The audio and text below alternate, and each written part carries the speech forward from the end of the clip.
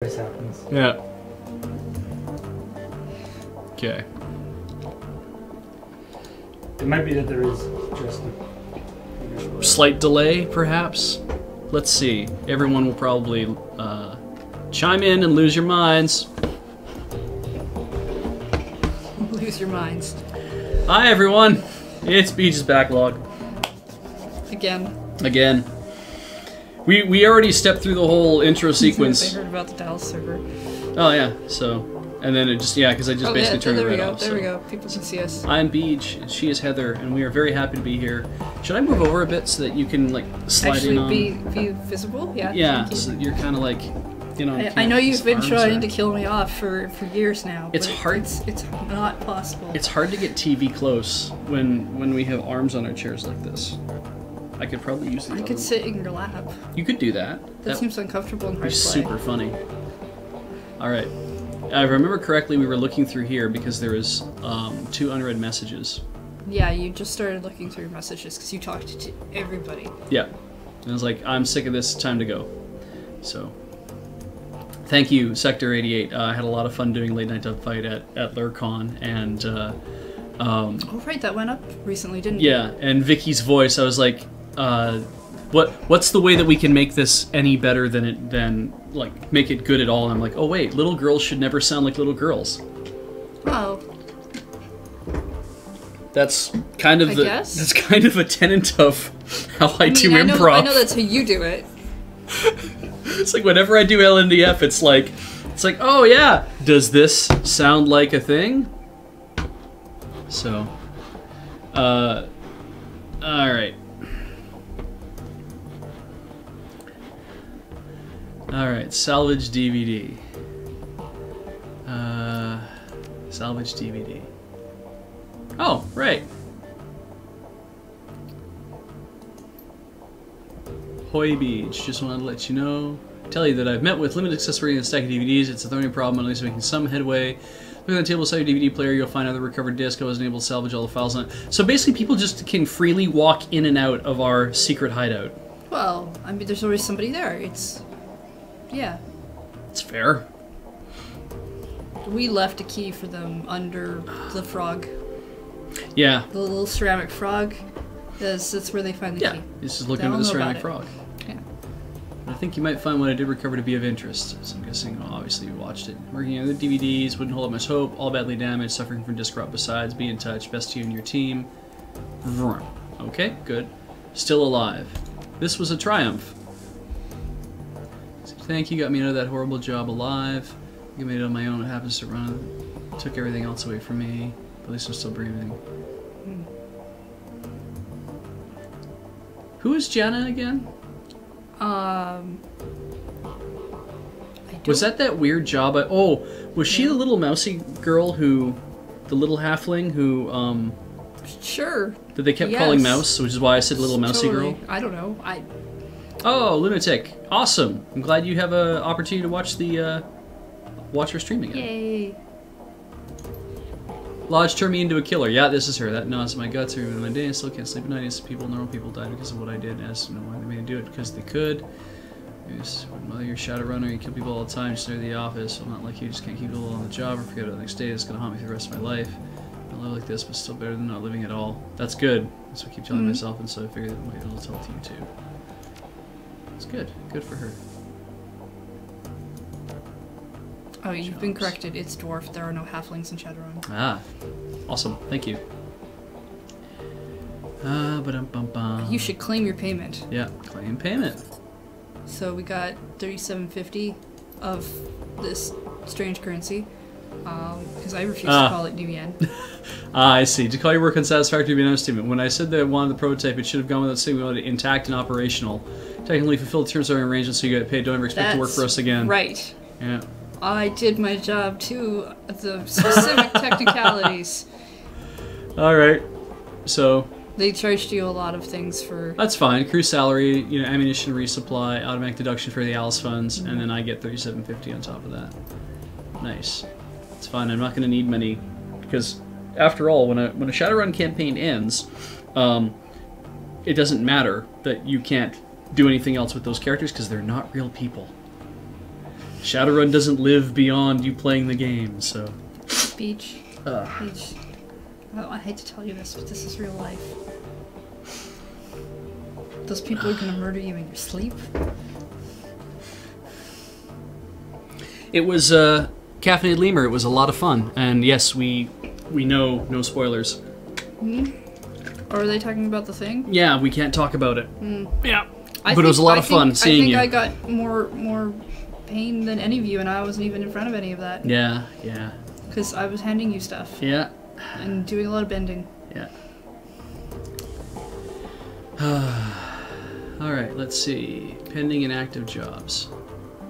Pending. Farmer cleanup job. Air Fuchs. Potential client. Job seems to be relatively straightforward. The payout is reasonable. Right, I think I read about this.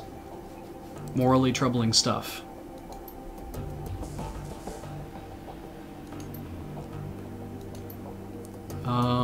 Clean up a mess.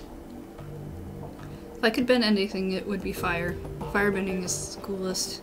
Right. It's not as awesome as what you can do with airbending, though, or waterbending. I just like fire. Psst. Fox. Oh, that's right. Caffeinated Lemur was there for that. What's up, Fox? Bother him for secrets. Not gonna say your real name on stream, I don't know why. What? What are you talking about? Oh.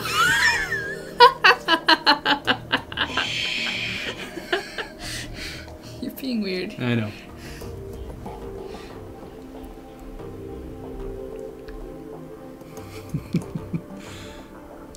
Okay, so one of the operatives is taken captive. So we apparently have to kill that person. Torvald Instad.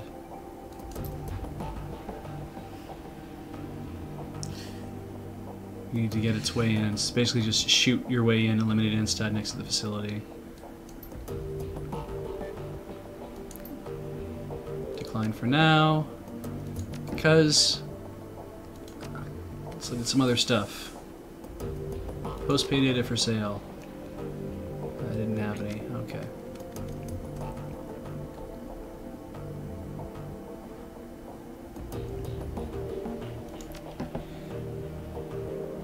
Oh, neat. More things.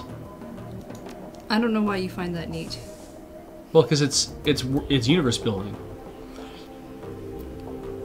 So, Lamagoyf, the idea of Shadowrun is that it's based on a tabletop pen and paper RPG, and it's basically a fairly good interpretation of how this works. And the idea is that you and a crew move in to steal stuff or to kill people or to just basically, you're on the side of Shadowrunners, people who operate like in the shadows, and magic has kind of returned to Earth. It's very post-apocalyptic like feeling. It's nothing about it is steampunk or anything weird like that. It's just very much like, what if the future was grimy and awful and everything's gone to shit and run by corporations? It's kind of your dystopian, Snow Crash style nightmares, Neuromancer, whatever, all kind of brought to life, and then it's pen and paper. So or in this case, less pen and paper. Yeah, but still lots of words. Yeah, and so magic's back, and you have like people like shamans and mages, and they can summon magical elementals and stuff like that. But you also have people who can augment their bodies with cyberware and with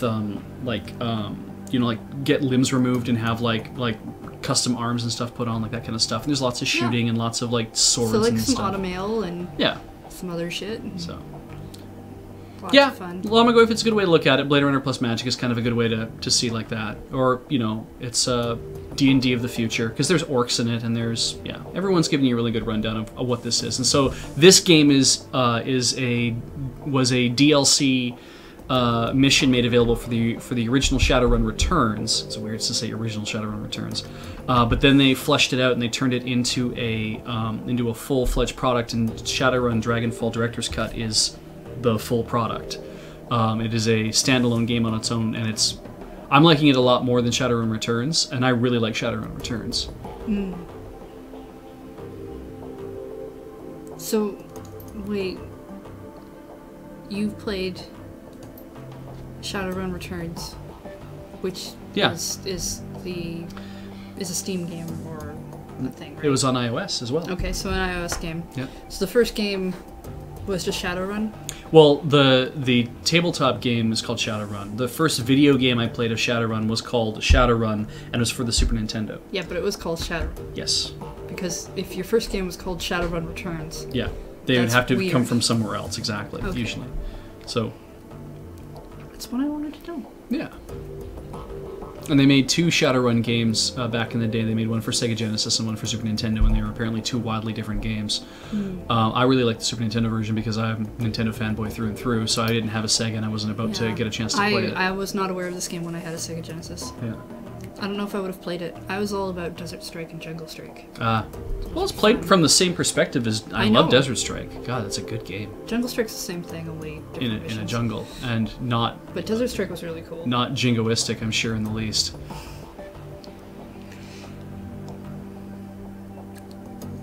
Okay. Oh, right, so this is the chapter house that we shot up, and everyone's talking about. I think it's that one? Ah! Everyone's getting caught up.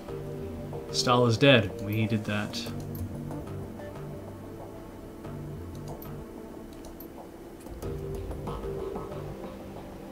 He must know if your service surrendered and some hired muscle went crazy and took them all out. Wow.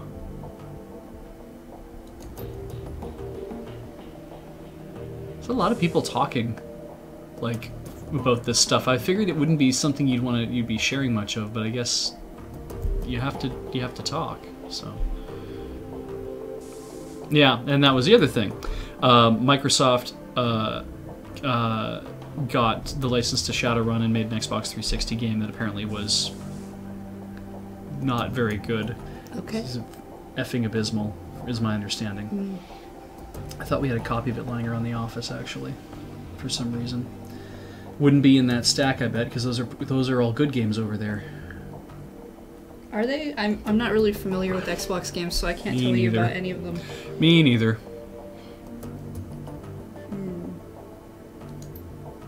Okay, Formula 17. Let's find out. I'm gonna assume that they're good because we like the people who also come here, and they all must have good tastes, right? Oh, yeah. Well, yeah, exactly. Sure. Yes. We all like the same things here in the office. Nobody ever has a disagreement about anything. Okay, you didn't have to be that sarcastic. All he said was they must have good taste in games. Goodness. Yeah, I remember in Hosk, that was funny. Like, that's the thing about Desert Strike that when I was young, I was never really good at. When I tried playing it on an emulator, I realized that, there's actual, like, strategy and stuff you can enact. Where if you can rescue the missing in action co-pilot, who's the really good guy in Desert Strike, because he's, like, out wherever, but if you rescue him and you bring him back, you can use him as the really good co-pilot, and then everybody can, you get to use him it makes the game a lot easier, apparently. Oh. Yeah. I don't really remember anything That's about like that in the game other first than the fact mission. that I really enjoyed it and that it was a lot of fun, and I was trying to get my parents to rent it incessantly. And Were they not about the whole, hey, here's, were they afraid you're going to run away and become a helicopter pilot? not that I'm aware of. Alright, just curious. Maybe? I don't know. I don't think they'd remember if I asked. My parents didn't understand much about video games, which is why I got away with playing things like all the Spider-Man games that had the name Carnage in it, which I'm surprised my parents let me rent.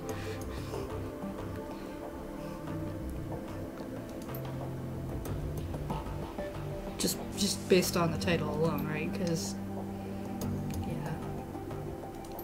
Spider-Man games used to be so funny. You'd walk along the street and punch things. Yeah. Couldn't swing from webs at all. Nope, why would you? I don't know. Didn't seem to be able to do that. Alright, save the estate. Fight for Free Berlin. War's over, we won.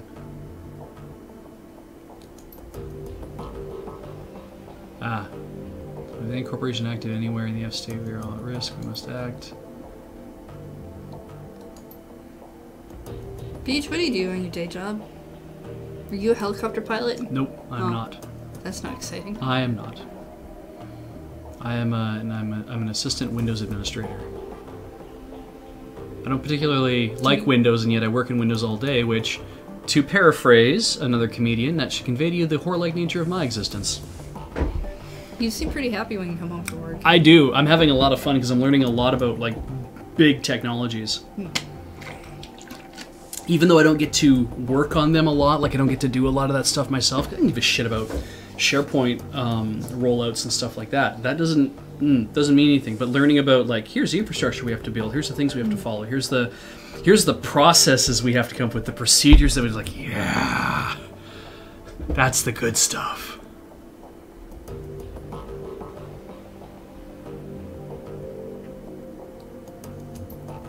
Is just people talking about F-State and then running on SK.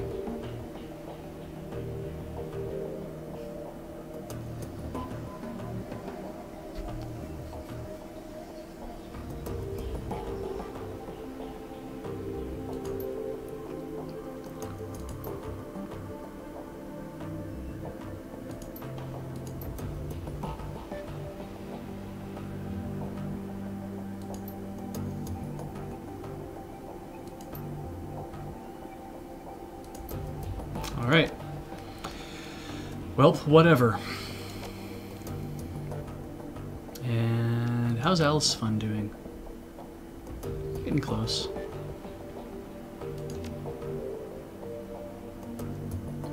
Okay. You're gonna need to do a mission to make money. I need to do a mission to make money. Oh, I haven't actually talked to Paul yet, though. I have to talk to Paul because I have to give him the PDA so we can have a conversation and move things forward. I forgot that character's name was Paul. Yeah. And I got really confused for a second there. From Mueller, should be on her way. PDA for me? Yeah. They both have glasses. This could be an older version of you, Paul. Beardless and gray hair. And German. And German. Who knows what will happen in the future?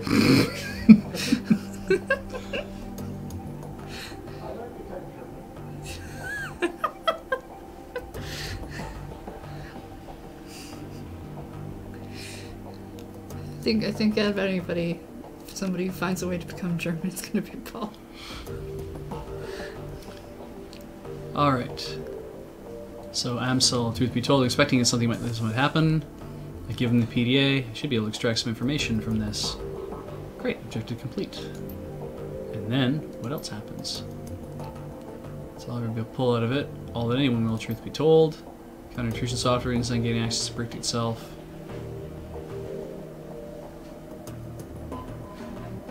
What did you manage to pull off of it? Com file, audio. We've only got video from one side. Let's see what we have here. Ah! Remember him? He's... should I? He's really ugly looking. He's the troll that shot Monica at the beginning of the... well, he didn't shoot Monica, let's be fair. I like to think that... She died from being... feedback things. That's right. He didn't shoot... He was shooting us. Yeah. I like to connect him, though, to her death, because I feel better about killing him. But he's not dead yet. No, it's true. You're not good at this. No, well, we didn't have a lot of cool stuff yet. Wait, you need cool stuff in order to be able to shoot someone? Yep. I'm pretty sure you just need a gun, which you had. I had a gun. I wasn't doing very well at shooting them.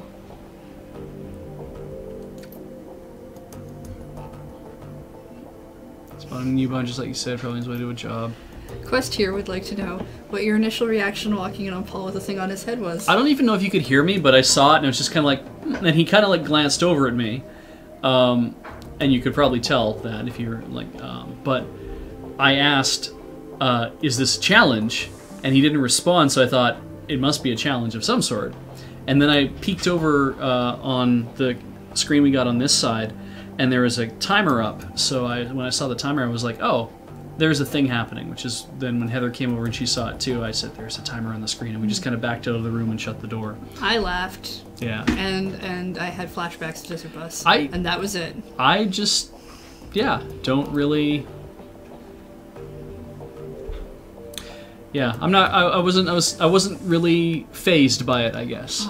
The Beej character in this game is a human. Yeah. And a decker? He's what you were going for? He is intended to be a decker. I didn't know that I could acquire a decker later, but actually taking some decker skills is not bad. Because the two things I like about this universe is shooting things and hacking into things. So The hacking is pretty cool. yeah, so I want to play both of those games at the same time. I'm not that interested in being a mage or a shaman or any of those other things, but I have thought about at some point if I play another game like this to roll up something very, very different. You know, if you play... Because I played a Street Sam for my for Shadowrun Returns and had a lot of fun doing that, but really like to kind of get away from that. So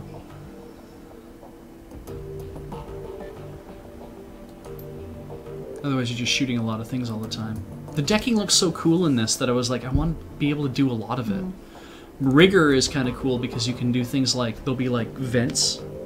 And if you have drones, you can send the drones through the vents and you can shoot people with them, or you can use them to trigger other things.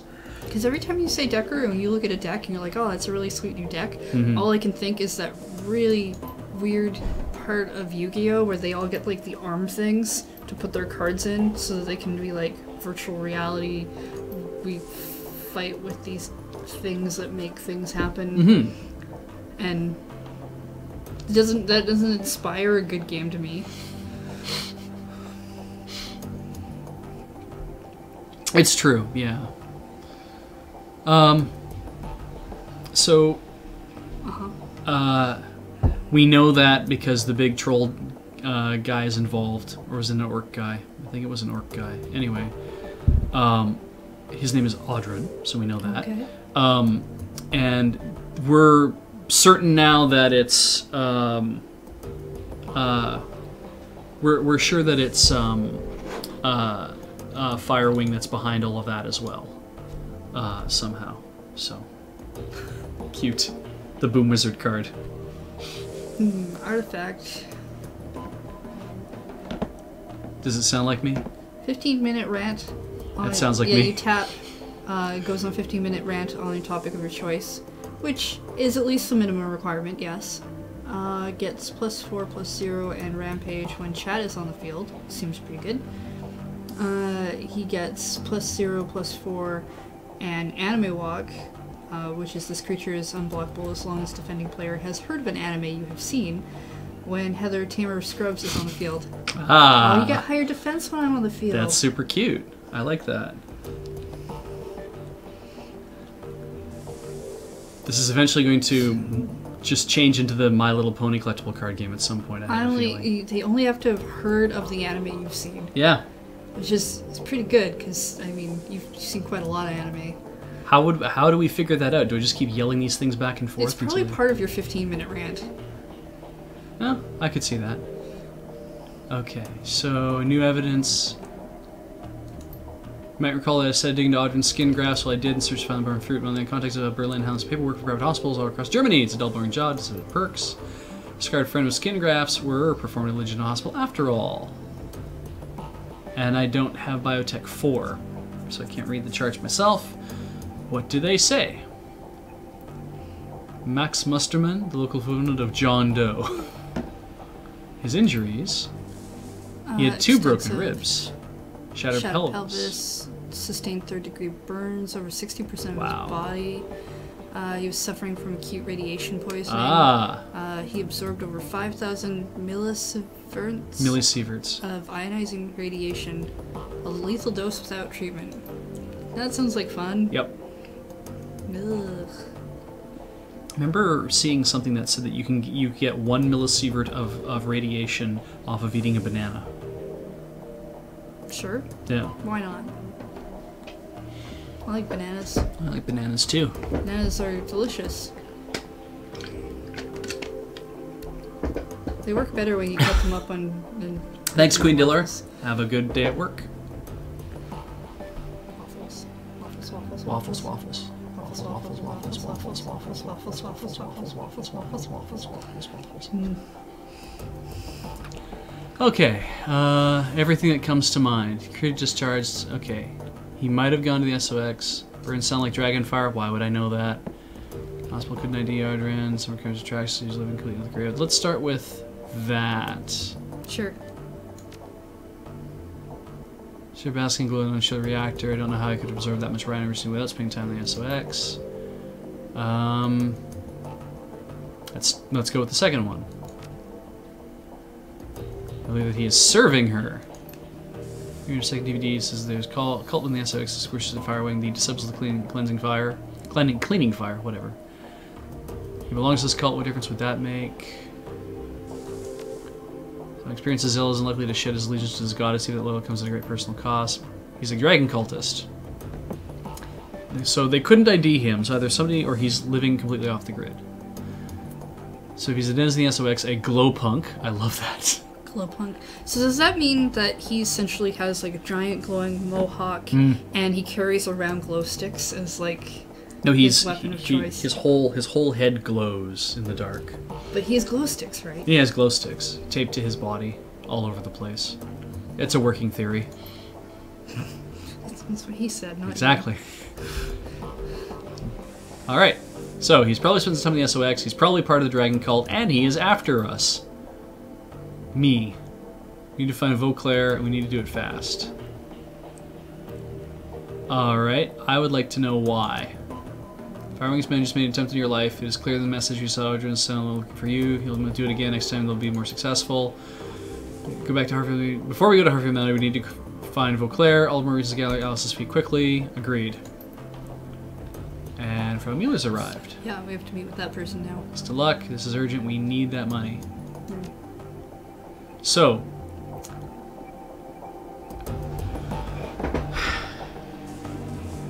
I feel like if we do that,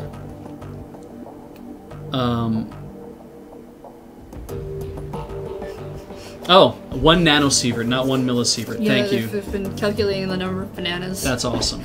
And it's gone to 50 billion bananas. Yeah. And yeah, that's a lot of bananas. The chat's been awesome tonight. Mm-hmm. I mean, they're awesome every night, but specifically right now. Okay, so we can either go take the pharma gig right now, or we can go do Frau Mueller's gig. I like the idea of going to do, or going to talk to Frau Mueller first and find out what's up there. Oh, you don't want to eat macadamia nuts, though. Those are so fattening. Really? They have a lot of oil in them. Oh. You should eat a banana over macadamia nuts. Yeah, but the oil, I mean, oils, like, the oils wouldn't make you fat. It's the carbs that make you fat. It's still all bad. Well, if it's saturated fat, then yeah. Like, I mean, it's like, if you were to fry nothing but peanut oil, then yeah, that would be not a great idea. But, alright, show me your tech. What did I get? You just bought a bunch of stuff. I did. Good. Beforehand. Thank you. So stop this game. Stop and go and do a different game. Fun part of the game. No, I don't like the menu game. It's long and boring and you take forever in Hyrule Warriors. I love the menu game in Hyrule Warriors. I know you do, but it's not fun to watch. Well, that's true. Macadamia nuts and cookies are really good. I brought the dog with me. Maybe that wasn't a good idea. But, what do I know? But you're taking him for a walk. Aren't you being a responsible pet owner by taking your dog for a walk? Luca. Also, if he dies at all at any of these missions, I will be very upset. Okay, so Luca just let me know that everyone's mad at me, which is fine. I thought we knew that already. Yeah, but he wanted to tell me for sure that they were mad at me. Alright. Impressive looking woman of Azlaner descent. Azlaner descent. Coffee colored skin, dark wavy hair. Corporate executive. Obviously nervous. Hiding it well. Beej, I presume? Harem still told me I could meet you here. He wasn't lying. He said that you had a job for me. Yes, I do. Truth, I'm desperate to need your help. Tell me what you need, Frau Mueller. Assumed name, obviously, but I told it it's like people do business. From my accent, I'm an Azlander. Oh, you picked the wrong kind of etiquette. Feck! Did I even pick an etiquette? You did recently. You've picked a couple etiquettes. I don't know what they are. Let's have anymore. a look again. I know you've like the socialite one, which seems. Oh. You're in the middle of a conversation. There, security and socialite. Yeah. Oh well. Oh well. Actually, I was gonna buy a third one, and we decided to spend that karma on something else. We? I don't know. Those menu games are all yours. I don't decided to pay spend attention it to on any of something them. else. Clearly, all my fault.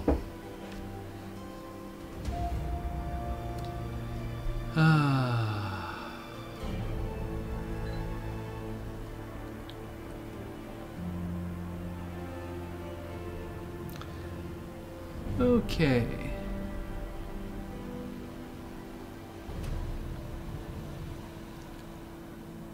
Care to fill me in? As technology. Aslan.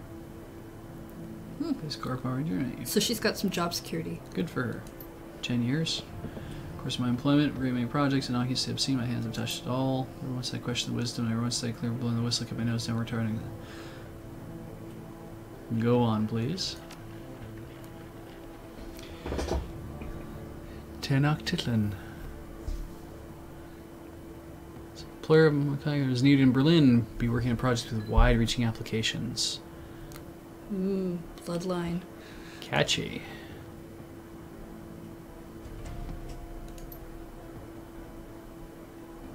Magic commonplace. Take a moment to imagine what that means. Oh, bloodbending. Ugh. It's a form of waterbending. Ugh. I wish they'd gone a little bit into more detail in that in the original Avatar. Into bloodbending? Well, because they do the whole thing where she gets kind of forced into doing bloodbending when she doesn't want to, and she learns how to like pull water out of flowers and shit, and then and she's clearly like haunted by the idea that she got forced into doing it, but then they just like, oh, so that happened, and nothing ever again. Because, well, didn't she use the bloodbending thing, though, as a method to learn how healing works as well? They never went into that. I thought they did. I guess not. No. Okay. So technically, I'm not playing a FASA game. FASA made this, but the guy who ran FASA now runs Harebrained Schemes. Harebrained Games? Harebrained Schemes. He runs the company that makes this game. So if you were talking about, like, if everyone was talking about Mech Warrior, then that would be then about another game that was made by FASA that got made by a different company. Then that would be even funnier. Harebrained Schemes, thank you. Because then it would be about two FASA games that are no longer made by FASA, they are made by other companies. That would make me laugh. Oh, she healed before bloodbending. Yeah. Giving that away. Spoilers to anybody who hasn't seen Avatar, because it's only been out for, what, a decade? Forever. Yeah. Because in... Excuse me? She was one of the only waterbenders left in her tribe. That's right. And the water tribe that they went to see, all the women had to learn, could only do the healing stuff. So she did learn some healing there. Right. Although I think she knew a little beforehand. Before she got into that fight.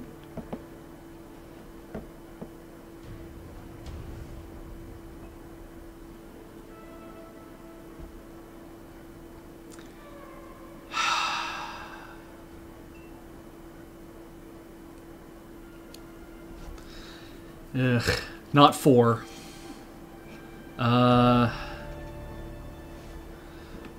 One. I like 1 better than I like 3, because I just... Didn't do it. Yeah. Simple. I want you to bring the building down. Oh, Jesus that seems Christ. pretty good. Okay. Yeah, alright. She wants you to kill everybody and all of the data. Wow. And basically everything. So let's go make a Philosopher's Stone. No?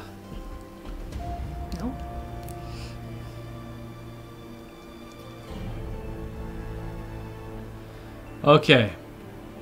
Why couldn't you tell Paul this?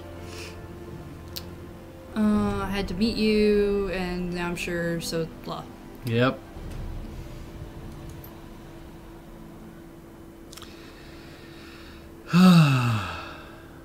You have to accept it before I tell you more shit. Alright. I am looking forward to Korra in space, actually. She's going to space? Well, sure, why not? Sounds awesome. I know. Someone will know space bending. Well, there's no air in space, so Nope. can she... There's hydrogen, though. So maybe somebody can learn how to move gases. Maybe airbending is not about moving the air; it's about moving gases. That is a thing, right? Where in Korra, it's like, boy, there's a shit ton of science going on there. You'd have to talk to the Flying Buffalo. They were the original airbenders. That like no one is talking about. I mean, I am going to assume that you could do waterbending somewhere like up there because the moon is part of waterbending. They're not steam powered cars in Korra? I think they do not look like they're steam powered. Well, I don't know, right? Like, I mean, they could be. They don't look like they are. But yeah, but that's the thing. They seem like they're internal combustion, which means like somebody had to understand what they have trains. Yes, long distance trains now. Yeah, and I don't know how they get them to run. Those are probably steam, I guess. Well, we never see stacks, right? We just see like That's trains true. Flying along. But they had a lot of stuff like well, they had I'm sorry. So they had guys who were like floating the in Angstown when we went to Ba Sing Se, floating the in the Earth Kingdom. Yeah. They had those big carts that they were just kind of like they were making them float above the thing and then opening and then dropping them through, and I thought it was really cool. So the trains are maglev. Right. Definitely no science there. That's some sort of magnetite bending. I think that falls under earth bending. Christ. Did they just sit? Yeah, see, the trains had earthbenders moving. They just sitting in the trains and they're just going... Vroom. Were they doing that? Well, I can't remember. It must have been like... I think in Avatar they were. I don't know if they were in Korra, maybe. Well, I mean, in Avatar, it was all like they were all just there wasn't like real trains. I don't think. In Korra, everything like started to have like trams and then trains trams and that kind of stuff. Semiconductor bending. I don't know. I'm all confused now. I guess I'd have to go back and see it, but oh well. All right. What about the innocent people in the building? There are no innocents. No such thing. Just killed them all. Yeah, don't worry. I'll make sure there's nobody else in there.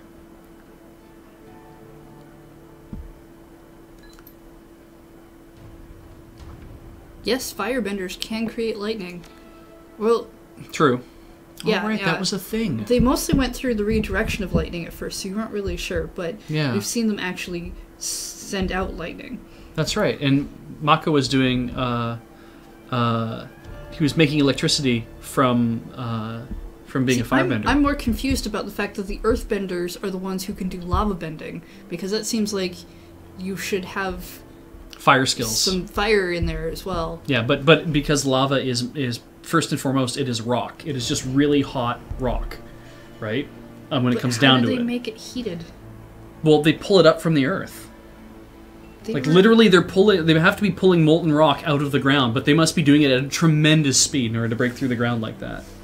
Because to basically just melt earth around you to turn it into like molten rock, that would be like, then you would need to be an amazing firebender, but...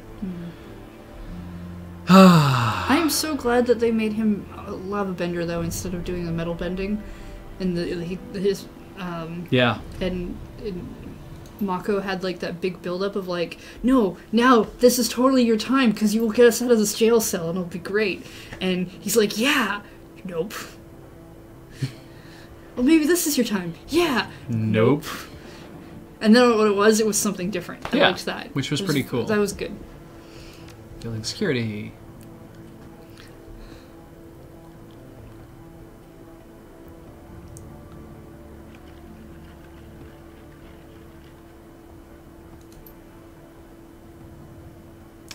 Oh, God. Oh, God.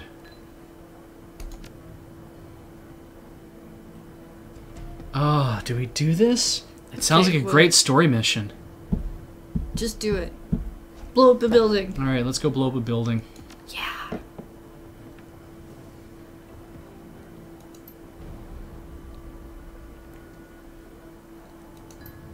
I'm gonna blow up a building. It's gonna be so cool. I feel like this is gonna bite us in the ass. Oh, hey. This stuff. I found a bottle of 50-year-old Islay Scotch.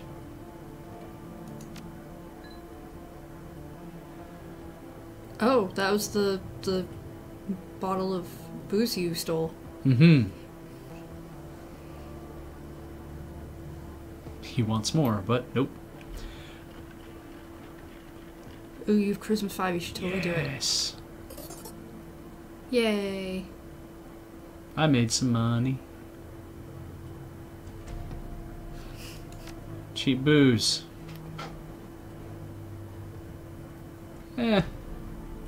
I'll hold on to it. Why not? Who knows what someone will be interested in from it or whatever. And... oh. Talk to Kami. Oh, I guess not talk to Kami. Alright, so now we have essentially taken yet another job. I agree. Some people are talking about Bolin and how he seems to be kind of stupid now. Yeah. Well now? But he was much more fun before the 3-year time jump. I so don't want to talk about the current season. Like, I don't mind talking about Korra in the abstract, but talking about the current season makes me feel like, oh shit, what about the people who like haven't seen it yet? Who might be hearing this and being like, oh shit, now I have to go on mute until I... So... Alright, fine. Sorry, I mean... pick a new topic. I can't, like... But... yeah.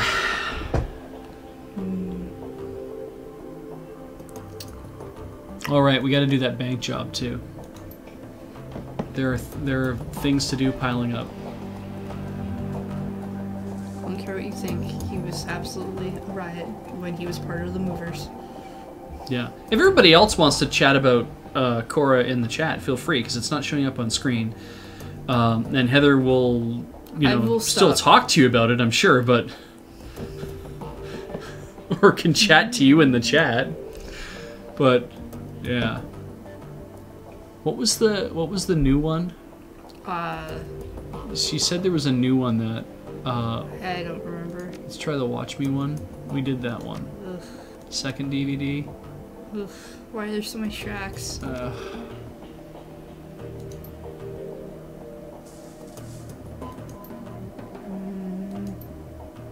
Okay.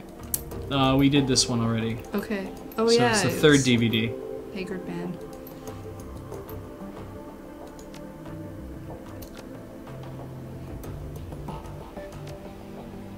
We need to see if there's more Sailor Moon to watch too, because there's probably more by now.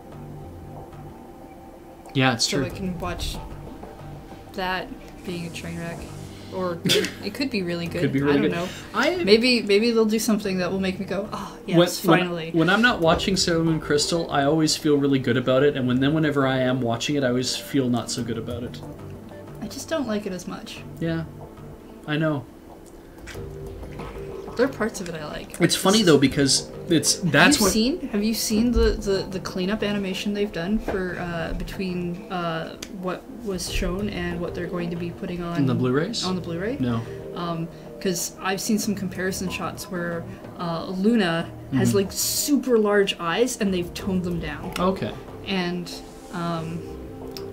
they've changed some of Usagi's facial expressions to look a little less weird and like they're very slight on the frames, but they really make a big.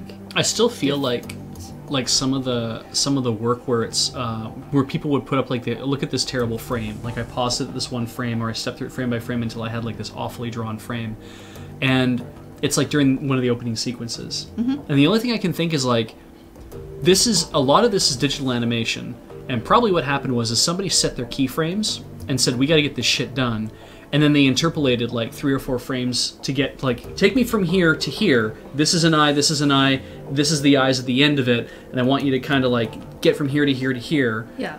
And then they just interpolate a bunch of frames, which means that the motion, because it's so fast, looks really smooth. But when you pause it, it looks awful.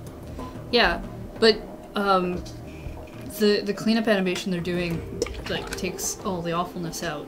And I'm thinking it's something like well, we've been watching Shiro Backlog, right? Where they're going through the process of making an anime, and they're not gonna have the same problems in that Sailor Moon where it's like, oh, we don't have the storyboards made up because most of that story is still there. But the fact that that show is also being aired worldwide means that scripts and translations have to be done in several languages and lots of things have to be going out. So every 2 weeks makes sense, but at the same time, I'm just kind of like, I wish you could make this product really nice and then show me it, and not beforehand. Do we watch any abridged series? We watched most of DBZ abridged. I've seen some of the Yu-Gi-Oh! Abridged, Yeah. Which is really funny. It's much more enjoyable if you've actually watched some of the original series. Just because, which I haven't, so like the in-jokes are there. I think DBZ abridged, like especially the first 16 or 20 episodes or whatever it was that we watched. I really enjoyed it because I felt like, oh good, it caught me up on what's going on in the story. Plus, it's super funny. I think it's called Non-Piece. Nun Piece. Nun Piece. We watched like an episode where Luffy has an accent like Sean Connery. I know, it's great. Yeah. It's I think there's only like 3 or 4 episodes of it that's ever been done, but the fact that they derail and they don't do anything related to the show at all is really funny. Yeah. I think that's a nice way to take stuff like that, where it's like let's just take what's going on here and derail it, like Samurai Pizza Cats, or was it called Ghost Stories over here? Ghost Hunters? It was something. There was a series over here that when they did the dub for laughs, because they thought it would be I think they thought that the stories itself were garbage, so they did all the dialogue is just, and it's like a modern show, so it looks like a modern show, like a 2000s era show, and they just basically like, screw it, we're just gonna give it a wicked terrible dub, and it was a lot funnier, I guess, in the process. Yeah, Purple Eyes is the name of the person who's done Nun Piece, and yeah, I've tried to see what other work they've done, and it's not like, it's definitely not as consistent as, say, I'm gonna screw up their name, Team 4-Star, and that kind of thing, but it's really funny. What are your thoughts on the Blu-rays of the original Sailor Moon series? I think it's awesome. I haven't really looked at any of them. We don't get Hulu, so I haven't really checked out any of the redubs. I've seen some of the, I've heard some clips. They seem not bad. I don't know what they're, I'm more curious to see them in the sense of what they decide to do for English dubbing in translation, as opposed to the voices, because I don't really watch dubs. But I'm super happy that they're rebringing everything out, because they're supposed to be bringing out Stars, which is like the one series I don't have. Yeah. And they're supposed to be, supposedly, I don't know if it's been confirmed, but supposedly they're supposed to be bringing out the specials, like Ami's First Love, and those couple weird side stories they did about, I think there was a side story about vampires? I don't... and they defeat them by having garlic breath. I don't remember. It's in the manga. Okay. As a side story extra thing. That's something that I was with, I heard about this once and never... Shibuya and Usagi, and I think it's vampires, and I'm pretty sure they essentially eat garlic and breathe on them. Yeah, it sounds familiar, but... Oh, who is the best host in High School Host Club? In Ouran High School Host Club? I really like the guy with the glasses. Yeah, whose name I don't remember either. It's, you just started rewatching this. I finished it. I want to go read the manga now.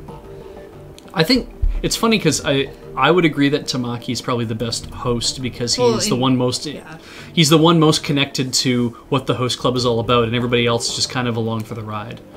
They're like, we like doing this too, and we have fun doing it. But Tamaki's the one who feels like he's actually he's the one who's 100% committed to doing this. Yeah. Well, and he also doesn't care about like he'll do odd things where something will happen and he'll be like, oh, make sure this person gets whatever, and it has absolutely no benefit to him to doing that. He could just kick that person out.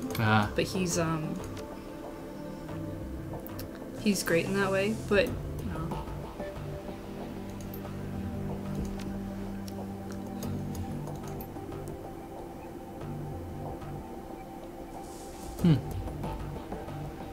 Oh, Dr. Vauclair, Adrian Vauclair, the Dragon Slayer.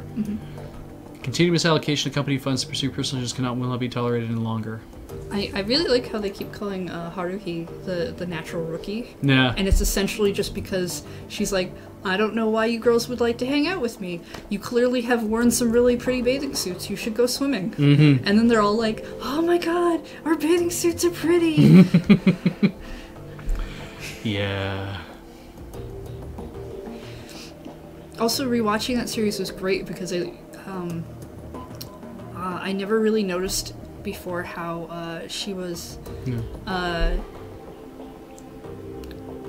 how little she cared about how she was perceived based on her gender. Oh yeah. And like that is so low tier compared to how you perceive a person based on their personality, that it's like, if people want to see me as a boy, whatever, I'll dress as a boy, don't really care. Yep. And I was like, oh man, this show came out in like early 2000s? Yeah. That's really cool. I wish I remembered that being a thing. I wish that'd been more of a thing in my mind. All right. Oh yeah. So we accepted the job. How do we tackle this? Yeah. So there, notified him about our meeting, which we did. That information is still based on the intel. Formulate what we believe will be effective strategy to bring down the building. Use intel facilities surrounding our garden on his bloodline as he's spared express to defend it.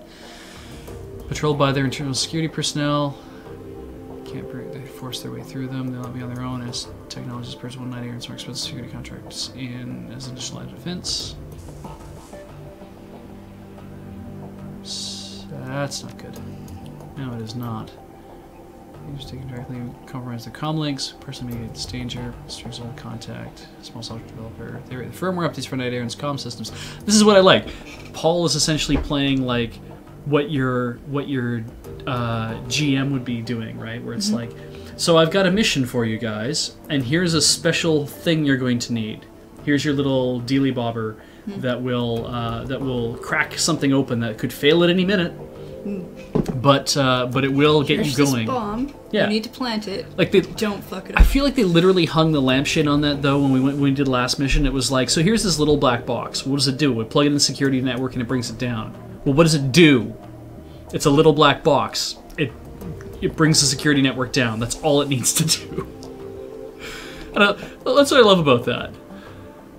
It's very straightforward. It's like, you don't need to know what this does. It's not important to how this runs. I was reading. I was on Something Awful today, reading 80 TRW. Oh yeah. And I was thinking about all the stuff that's like running this season that I was like, I wish we'd get another season. Oh. Like Amagi Brilliant Park, I don't think needs another season. Well, that depends on how they end it. Yeah. It's not ended yet. Yeah, it's so good, but I'm like, I think it's going to wrap up so well. If it wraps up well, then yeah, I agree.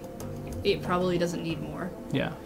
Because they've kind of they up the stakes enough of it. I really enjoyed that. I kind of like Shirobako would keep going. Yeah, I'd like to see actually another season of that just because I really like seeing the process and stuff. And also to bring like the other characters and see what they end up going through, like because the one character transitioning and like it's like now how does all these people who are like talking about leaving the company and it's like what happens to the transitions to all these like young girls who are trying to actually work in this industry, that they're like, oh, our companies could just fall out from underneath us. Like, we just got started.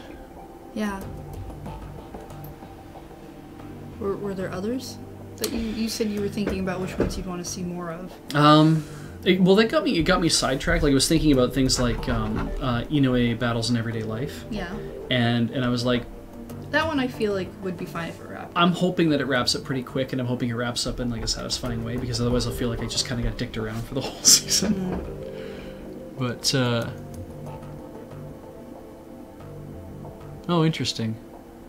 So what we have to do first, in order to do the job where we blow up the building, we have to hit the offices of OTK International, because they make the firmware for the comlinks that Knight Errant uses. And Knight Errant is the security company that we're going to try to get around so we can get into the other... So we have to run a job before the job. Have you seen the 20th Century Boys trilogy of live-action movies? Opinions? No, I have not seen them. Neither have I. Haven't even read the manga. I know it's supposed to be fantastic. I haven't got into it yet.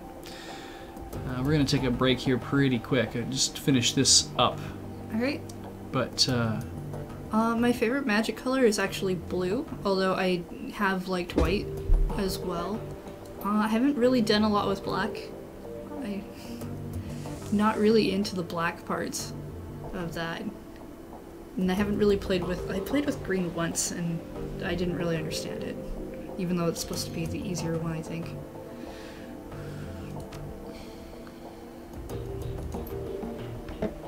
okay. So, we're going to save. Yes, saving is always good. Recommended. Because now our things that we can do is we can go to OTK International's office. We can also go to Drogon Keep and we can do the run for Blitz to get him out of trouble. We could probably do that after this big run, but OTK International's office is like the first run we have to do to get like going forward.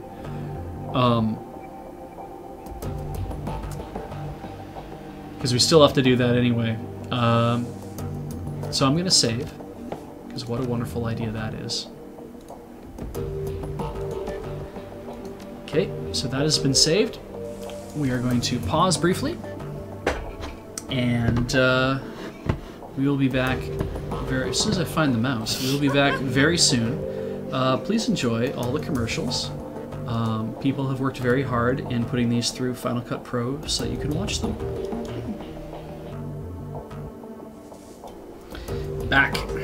Thank you for your patience.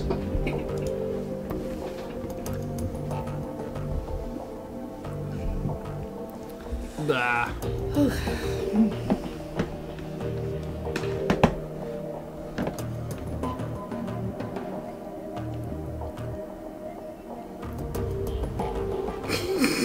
Oh shit. I'm reading this thing, I'm like, what the fuck are they talking? Oh, they're talking about when I was describing the magic products. Yeah.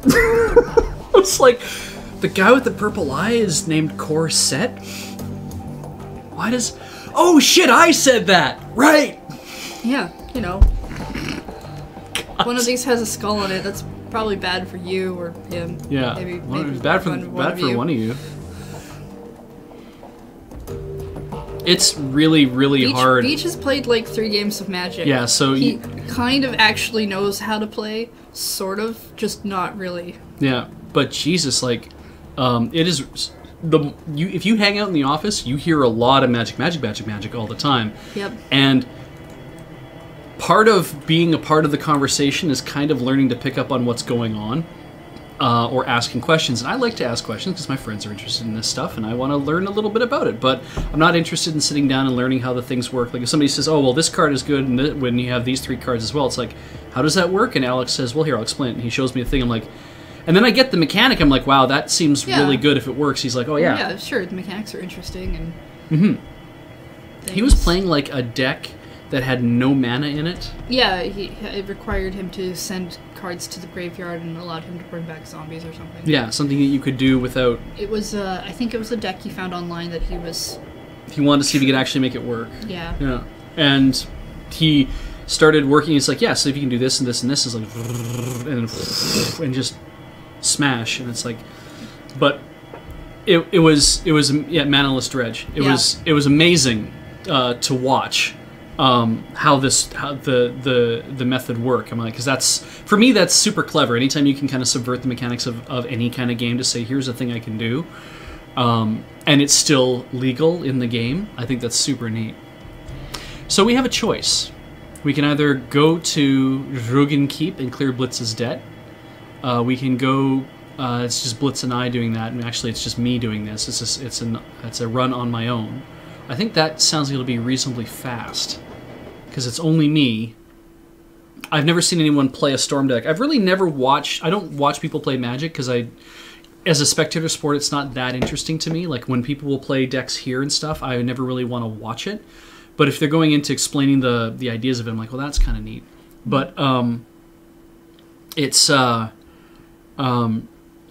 am picking stuff up by, you know, by osmosis, just by being around it. It's just kind of getting sucked in. But there's a lot that I really still don't get about it, and then I find that I'm just kind of like, I can't keep it straight in my head.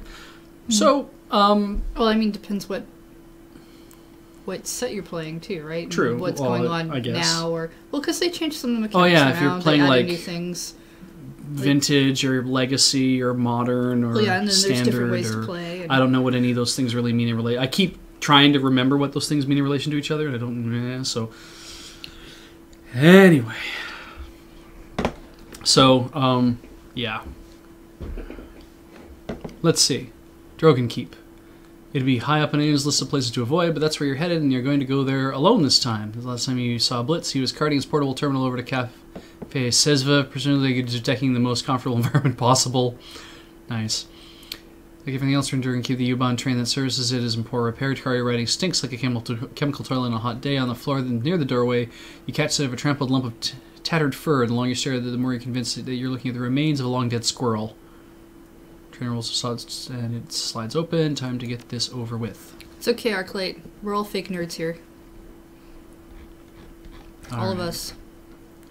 I've never watched Doctor Who. No, wait. I watched that non-canonical movie with everybody. Yes, the first Doctor Who she ever saw, Doctor Who and the Daleks with Peter Cushing.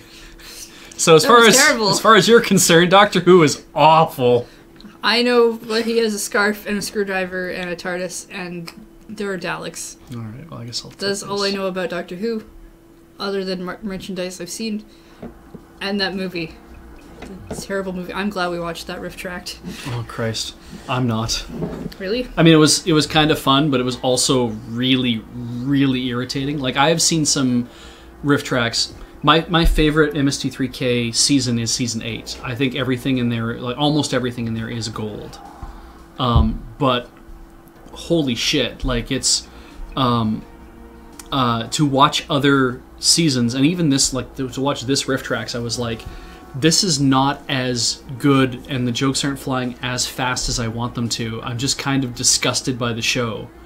But that also reminds me when we watched the riff tracks at Twilight, and I was like, the movie looks too good, like the way it was filmed and stuff. Riff tracks didn't save that movie at all. It looks too good for me to feel like riff tracks, you know, is doing it. But The Room, Tommy Wiseau's The Room, that movie looks terrible. And it's very easy to believe that people are riffing over it. Alright, so we're back here again. Piles of waste, gutted custom, commercial buildings stand hall and empty all around you. And Blitz cuts in. I got a question for you. Yeah? And he's drinking soy calf. Oh, yeah. How did I let you talk me into this? Need your help and volunteered. Damn right I am. Remember that. I'm a good leader. That's why I'm out here doing this. Are you supposed to be micromanaging this shit to other people? I would assume so. Oh, there we go. Older guy. I forgot that Doctor Who this season has been utterly terrible for a lot of people. Oh, I guess. I don't know. I thought people liked Peter Capaldi, but maybe it's something to do with the story. I think it's the writing. Oh, okay. Well, but I'm not really sure. I'm just basing that off of some tweets that I have read. Mr. Grander's accountant. But yeah, because Ian was saying that a lot too. He kept saying that the movie we were watching was officially better than the current season. How did Meat Grinder even know that I would be here?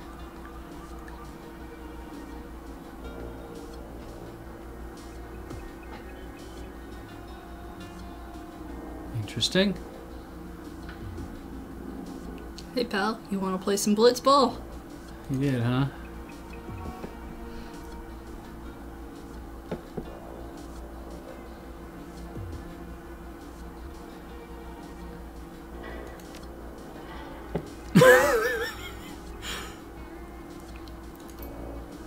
Oh my god.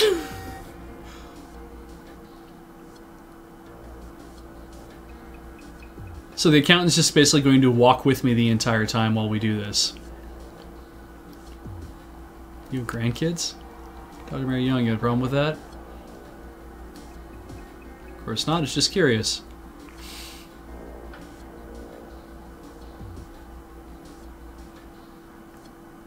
Your turn, Blitz, show us what you got. Do I have to control? I do! Okay, so Hasenkamp must survive, unlock the alley entrance, and Blitz must survive. But fuck me, I guess. Well, I mean, I feel like it's given if you die. Right.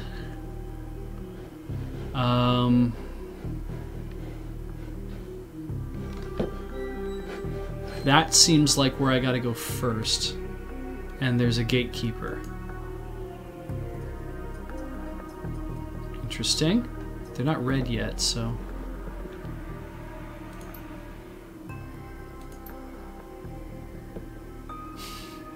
Yes, override security access, root command, trapdoor, yep.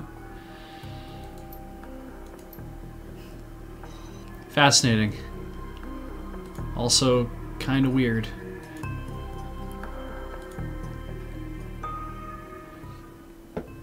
Oh, I see. Alright. I can't talk to anybody else except him. So, go talk to the Watcher. So I'm basically just allowed in here. I mean, if you don't like the current season of Doctor Who, because I mean, while I've not watched the current season of Doctor Who or any real Doctor Who whatsoever to make a judgment call about anything, but having had fandoms in which terrible things happen at a certain point, you can just pretend those seasons never occurred. It's just people all died and they never were able to make anything good again. This is crazy. I just am walking through shit.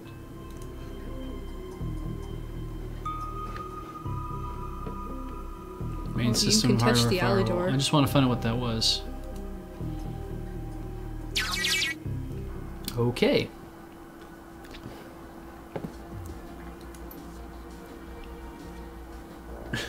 A shocking display of confidence from the red-haired disaster.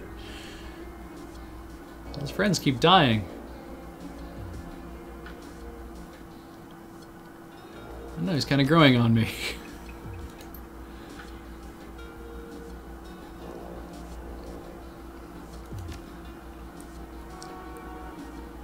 Oh, so we gotta install a bypass so he can get past the terminal. I love how physical this all is.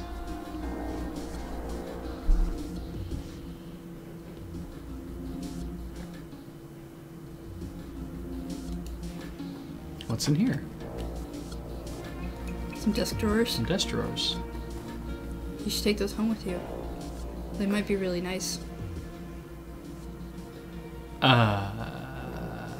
Take them. I don't know. When given the option to not take money.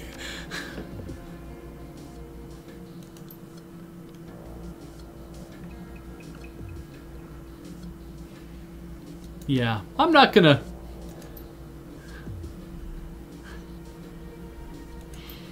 Well, I'm not that interested in doing that at the moment. Or apparently at all. I can't do it now anymore. Well, you made your decision. You can't change your mind. Yeah. Unless somebody says, you know, boy, you should have done that. But I don't think anyone's going to say, boy, you should have done that. Okay, so teller area door. I am very curious what's in this other door. Because it is also an openable door. There's a trash can. You can look in it. I sure can. I look in all the trash cans in Pokemon. Half the time, most of the time they're empty. It's really, really let down.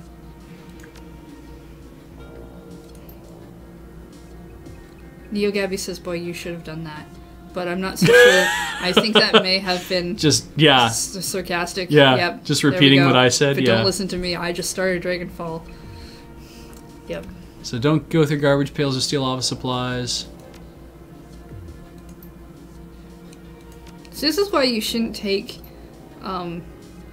guys like this along with you on missions. They're such Access statements for trash sticks. paper. Yep. Boring. won't let you rummage through people's garbage. Cool stuff goes in the garbage sometimes because people don't know. They don't understand. They're just like, oh, this thing, garbage, and you're just like, yeah, that thing.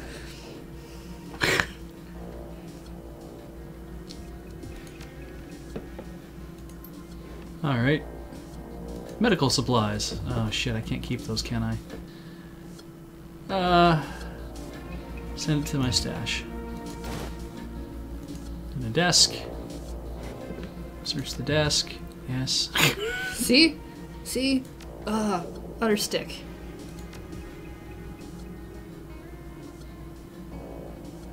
Oh, and string of payday loan sister Drogon keep.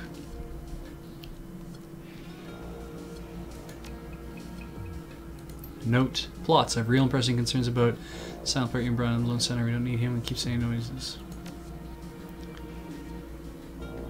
Oh! He knows plots. He's angry. Interesting. Are there any autocannons back here? Doesn't look like it.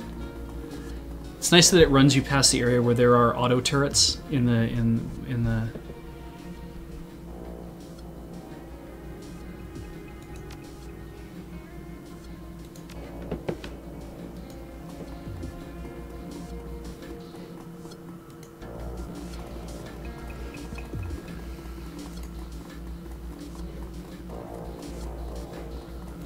Okay. Go into here. Watch your step. Inspect.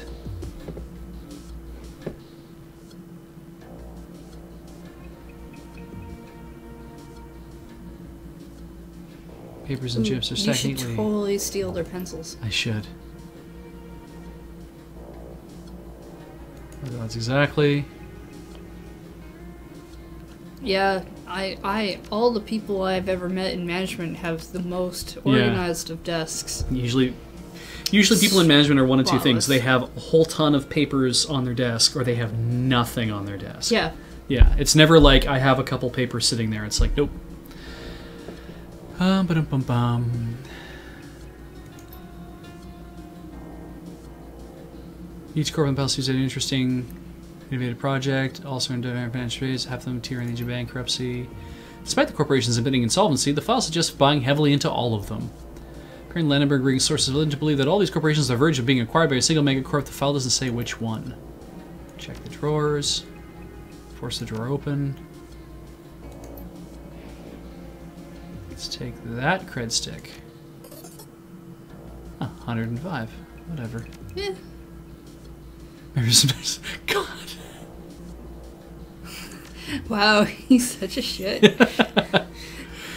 Yeah. Although, honestly, if there were some really nice post-it notes, I might take those. Oh, absolutely. Albert Trips. F it. I'm not going to be able to guess that password.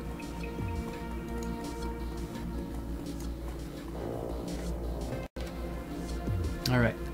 You have entered a hallway. Okay. There is a door you can open. Do you open it? Open door. Oh, you've opened the door.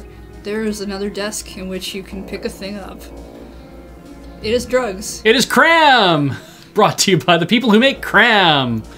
Send that item to your stash. Cram. There is also a vent. You could do worse. Ah, if I had a drone, I could totally drone through that. You could do worse. I could do worse. I see.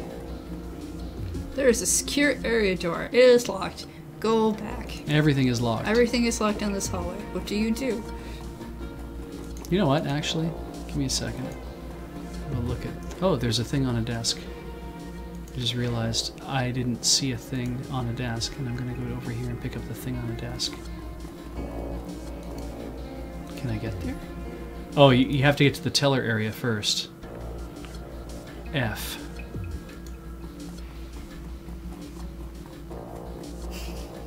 Beej confirmed drug runner. Okay.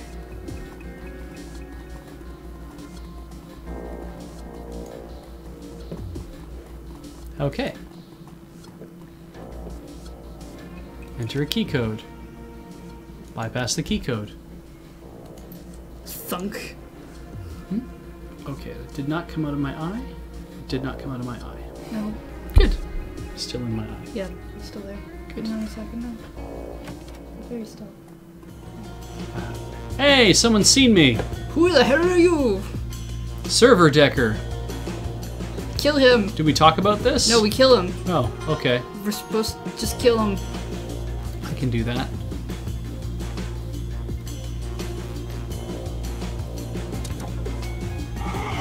There we go. He is a marked target, and now I should hopefully be able to hit him. I hit him! Oh, he has a gun too. Jesus. Oh. Yeah, that was not good when I got hit in the face. Yeah, especially when your contact actually did come out of your eyes. Yeah. I did appreciate how the moment you said that, though, everybody in the room just stopped moving. Yeah. Well, I guess I'm not going to hit him. So now I'm on Overwatch, or Hasenkamp's on Overwatch. I'm just going to shoot again.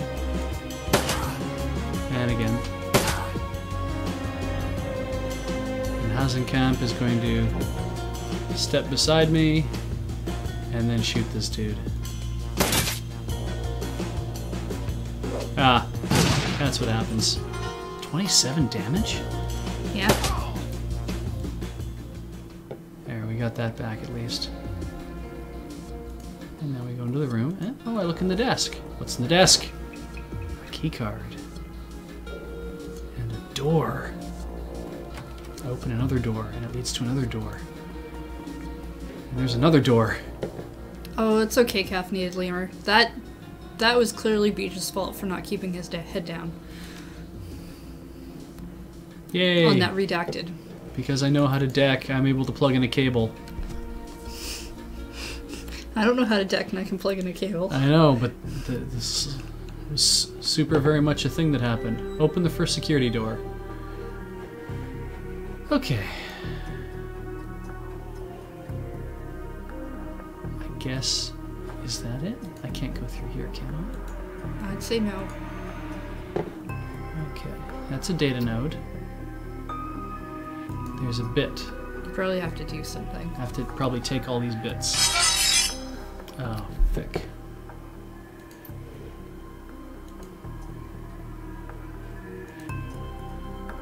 So I can't leave. So you can't take that bit. I see. But you're gonna need a bit to put in something in order to open that to get to that, probably. Yeah.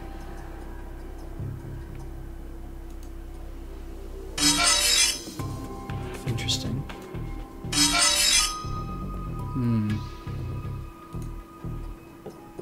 Which one does this lock?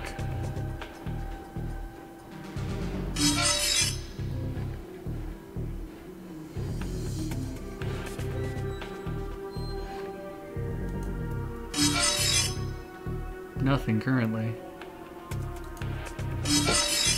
You probably need to put it on that one.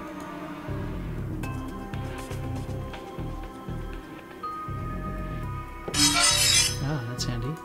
Hack node. What is it? Persona non grata list for Landberg rig. Everything is listed shoot on site. So what's interesting about that? 3 names. One of them is mine, one's Landenberg's and Schwarzheisen, and every Hasenkamp's. Surprise, love my head on a plate. The other one's yours, got a whole dossier, you know, or were they... But they have it. How the hell do they know about me? Upload just 20 minutes ago. Plots, there's the intel I warned you. Well, I want to guess. They're coming tonight, take appropriate precautions. Oh, if they know you're here. Yeah, huh, how about that? Jurgen Plotz, he's leader of the Landenberg Ring. I had to share office with that miserable son of a bitch for 5 years where we went separate ways. He agreed his most narcissistic piece of work. And I work for a loan shark. He was not a fan of me. And it doesn't matter, Mr. Grinder will get paid and Plotz is going to write the check. You delete the files? Please. Done and done. Awesome.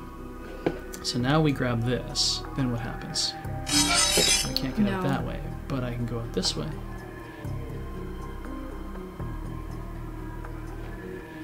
And if I do this, What happens over here? Interesting. Okay. And that sidewalk just ends over there. This is also kind of interesting.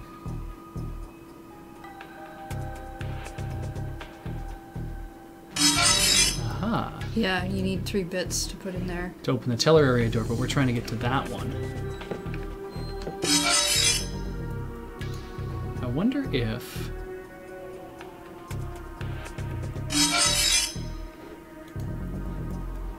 Can I actually get out of here? Oh, I probably can't. The moment I lift this, any of these... Yeah, I'm sealed in. And if I lift this one up, I'm sealed in as well. Yeah. Alright. What if... No, what if you take that one, Mm-hmm. and then you put it in the other spot, there, Oh, and then grab that one and go out. and then you grab that one, you go out that way. That makes sense. Thank you. You are smart. Thank you. S-M-A-R-T. I refuse to spell it wrong. I hate that song. Alright, so now if I hack this... Cracked open a security door.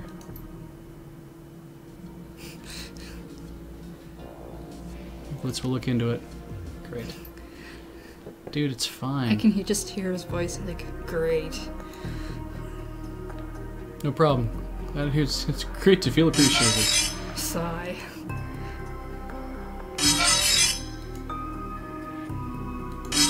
Alright, so now...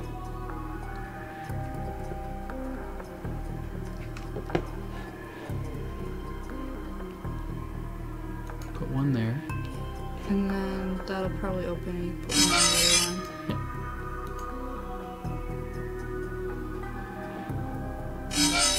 I can touch that. With your tongue. Lick it. Got there. There's a tiny chance I might bump into some physical security. Other than the crazy guy in the server room. Yeah, other than him. You said that there wouldn't be any security in this building. Easy in, easy out. This poor guy. It's like he's working overtime and he doesn't really want to. I would rather not be here in the middle of a thing where these guys are dicking around. Alright, now what's in here? Money. B money. Oh. Armtech MGL6. That looks like cyberware to me. Let's go back to my thing. What did I just pick up?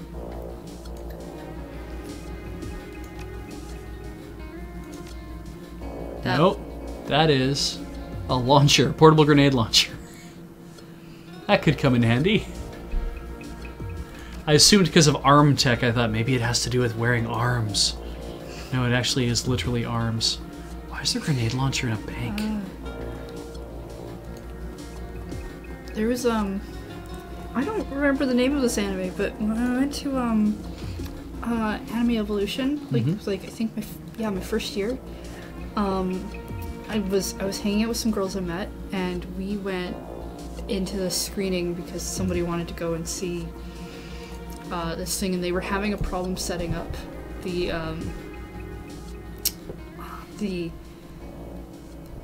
anime because it was supposed to be subtitled, but it kept playing like the English, and you kept hearing the first line over and over, which was like, "Oh my God, he's got arms on his legs!" And we were like, what is going on in the show?"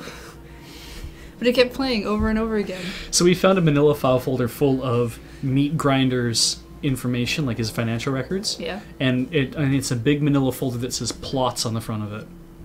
And for once, Hasenkamp does not complain about the detour. Now, do I ask the obvious question, or do I be a shit about it? I kind of want you to be a shit about it. Me too! Yeah, hang on a second. This is important. But then, when we Just wanted to hear you say it. When they got the subtitles running, the sub said, "Oh my god, he's got arms on his legs," in quotes, because arms was a type of weapon. Oh yeah. Or something. But when you constantly never saw the actual character and you just hear the first line of, "Oh my god, he's got arms on his legs," it's like, what? Why?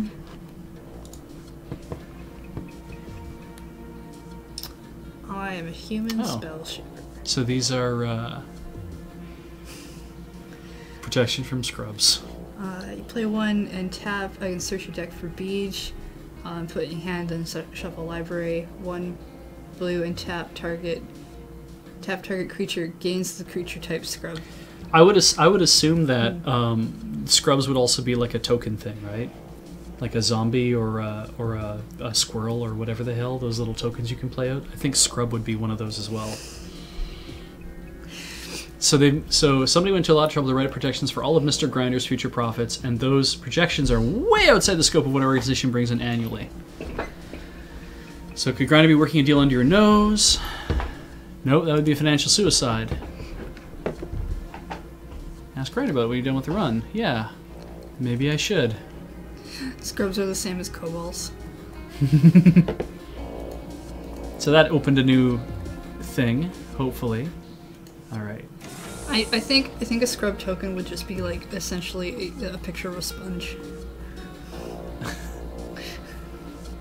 Auto turrets? None. Okay, good. If I walk into this room, does anything weird happen? Nothing weird seems to be happening. Open door. That is shaman stuff. Yep. Oh. There's a dude I can see through a window. There's a dude I can see through a window. Seems really familiar for some reason. I feel like that dude is going to use that to do something.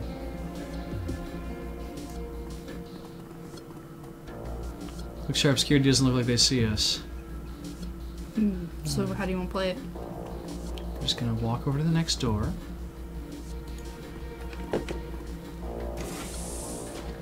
And we're gonna go to that thing, which is where we're supposed to go in the first place. Disengage the second firewall. I'm sorry, that said that the button depresses with a meaty thunk. With a meaty thunk. It kind of makes sense that would be a... meaty thunk. That would be a, It would... Because you would want that in a bank, right? You would want something that sounds secure. That makes me think that you're pushing into like a pile of hamburger, and it's not like a thunk so much as it's like a squish. Maybe like dropping a big pile of flesh, just like ground beef, just in a like thump. Yeah. Kind of wet. There's some guards in the room. Don't hear they decide to come exploring. Okay, so then he's going to open the vault door for us, and we are now in his mode. Now, the question is, do I go back and see about those auto turrets, or do I just keep trundling along? I think it'd probably be okay to keep going.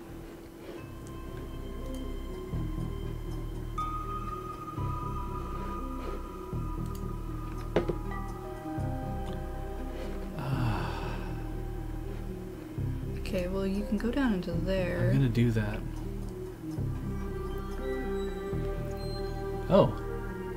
Door controls south. Can I access it? It doesn't look like you can. No. There's nothing over there. Okay, so door control south is a thing. Probably door control north.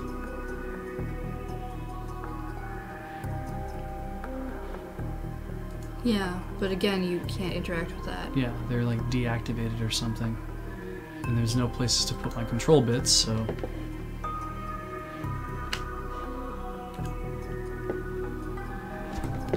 And then... Well, I think you can just go up to that.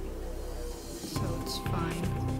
The black box would have deactivated the ice in the last campaign. Except I don't even think it did when we finally had to deck something. Because everything came back online. So...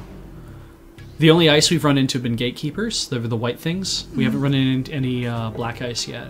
which are the ones that will actually attack us. Vault door, unlock.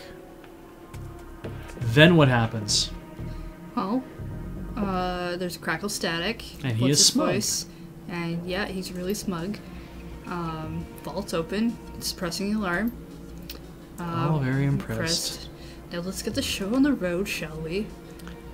Alright, open the vault. There's another thing that we'll have to worry about, potentially. It's a vault terminal. It's the only thing in the room you can touch. Oh, then he goes to touch it. Why don't you let me take care of that? My entire job here revolves around my making this transfer. That's why Mr. Grinder sent me. If you want Blitz off his hit list, you'll step aside. Fine, go ahead, but I'm watching you. Go ahead, knock yourself out. Object complete. Clear Blitz is dead. Okay.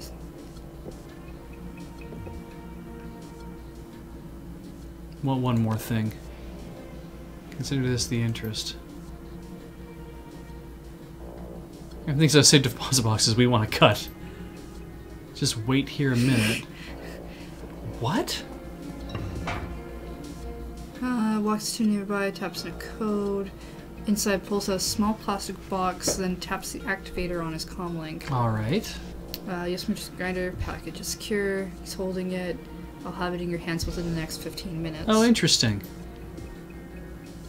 This is bullshit. That's chocolate. It's all whispers. That box should be ours. Do you know what that box is? No, but I still want it. Beej, it's a mystery box. Don't you want the mystery box? What do you think Grinder would do if we took the box from Hassenkamp? He'd take my thumbs off, wouldn't he? I think that's a safe bet. Damn it. Okay, now new objective is escape. That's gonna be difficult. Oh, we're sealed in the vault.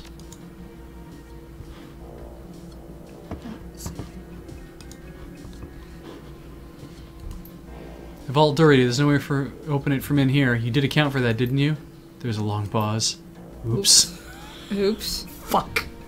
Oops. Missed that detail. Pleasant to get it in, but you didn't bother to get us back out. Just cool your jets and let me get to her first. Don't worry about it. Don't worry about it. It's fine. I knew that something like this was going to happen. When Mr. Grinder told me who I'd be checking you up on, I just knew it. Yeah. Calm down, man. Blitz will get us out of here. One, two. I think I can see how to get you out of here. Give me the go-ahead. I'm going to try something. There's a catch. Oh, no. Well, from now on, I'm keeping about 4 different alarms from triggering, so no big deal, I can handle that. But opening the door is going to be tough. It'll take concentration. I don't think I can keep all 4 alarms locked down while I'm doing it. Right. So you're telling us that in order to open the door, you're going to have to set off the alarm. Do I have that right? Well, technically, you set off the alarm when you stepped into the vault. All I'm doing is keeping the seals locked down so they can't get out. I might be able to release the lock fast enough to catch the alarms before they sound, but I can't guarantee it. How reassuring. Ooh, I can bypass the door. Neat. Well, yeah, that works too. Why didn't you just do that in the first place? Oh, good. Boy, I feel a lot better about everything that just happened.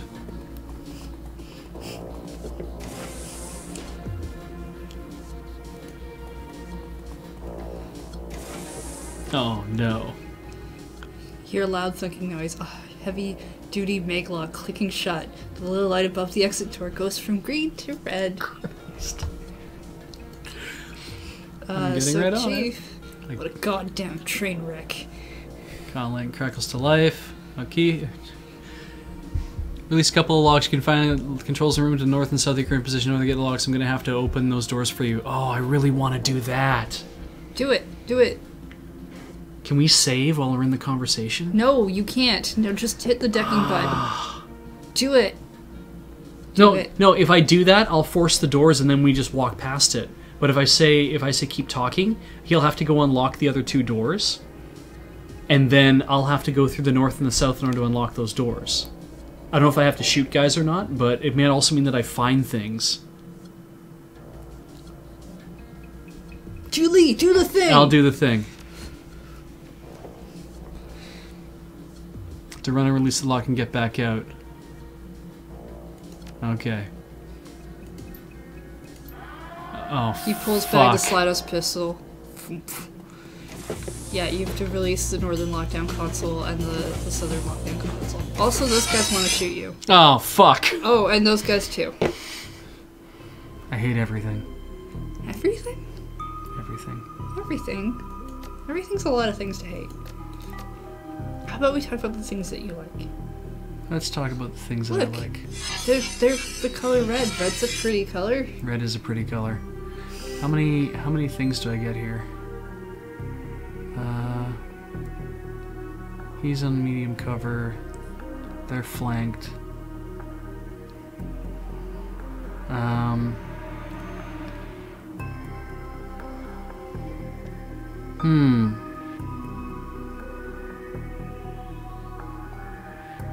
Let's start from here. That might be a good idea.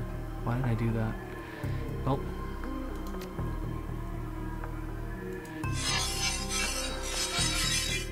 Okay, so now my attack program can go over here. What does he do? When did you get Pokemon? These are ESPs. And this is Tar Bomb, an air-affected attack that deals -15 to IC and Deckers and roots them in place for one round. So if we do that, actually if we do that, that should get everybody. Almost everybody. Exploder program.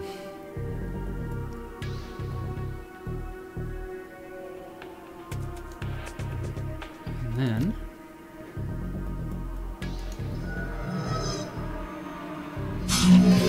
he blows up.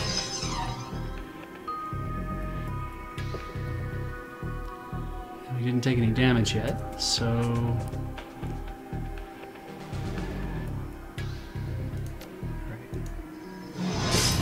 okay, good. I need to get some ESPs. These are awesome.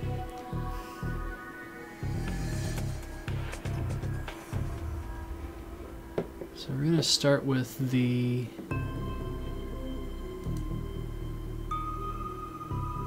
having extra fighters on your side while you're in here is super helpful. Okay, so now this guy or that guy. Which one can you hit better? Him. A marked target, I stand an even better chance. Did it. I don't know. And then he needs to hide behind something. What's he got? He's got a medium range, whatever.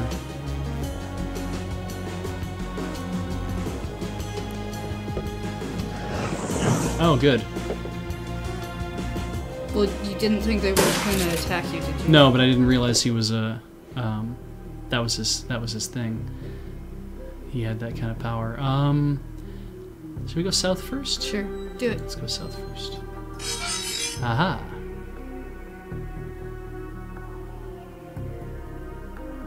So let's take cover.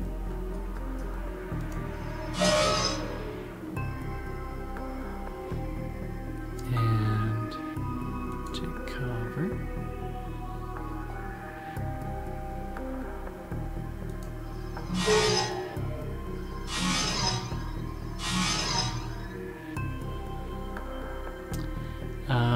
Not area effect.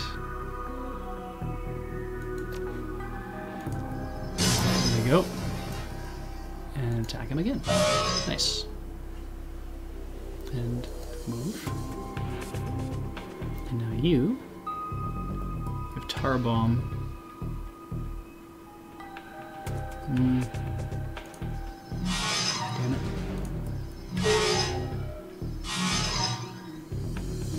And I'm gonna get you out of here. Oh, piss. I need to take cover. second.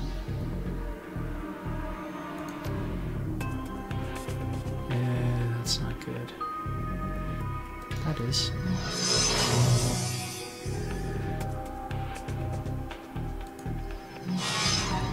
Do that again.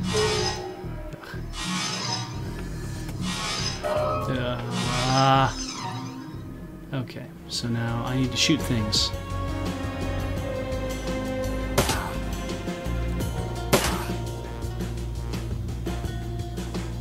He's on a ley line too. Ugh.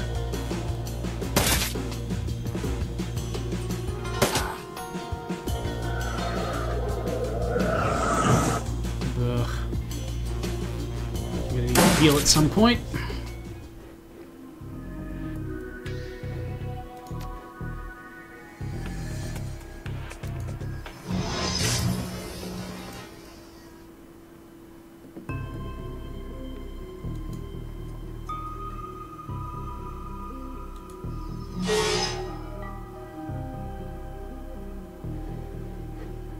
I guess I should go help.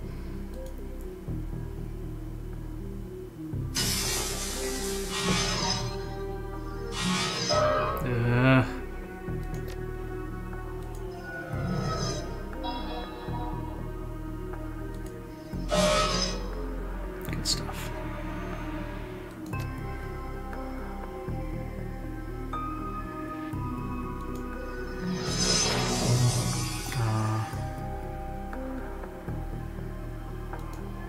Something else to shoot at, I guess.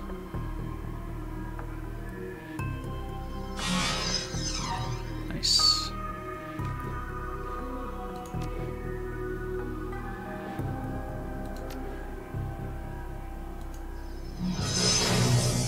Ah, this just ignores cover, does it?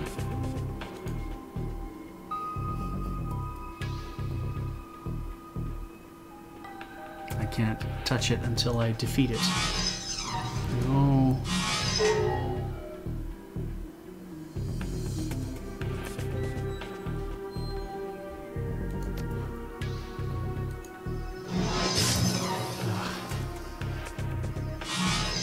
You'll get there. I'll get there. I currently have no cover. That's very heavy cover. And I need to heal.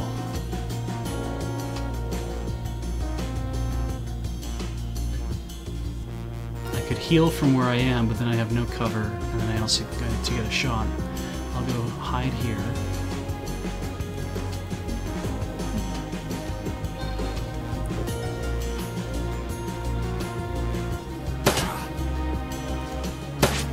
Damn it.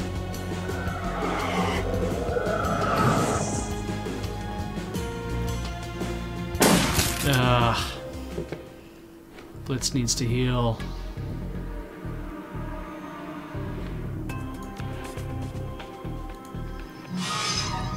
One more time. You can do it. No. There we go. It just takes you a long time.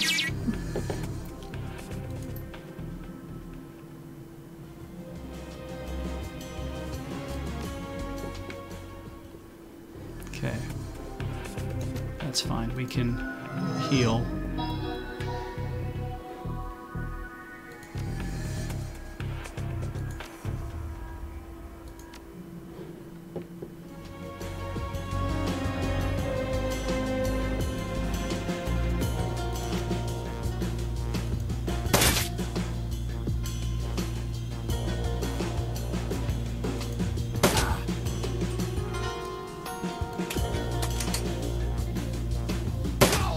Yes. Good. I think he missed.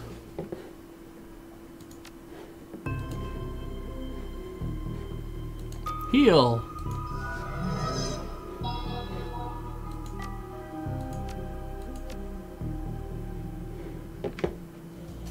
All right.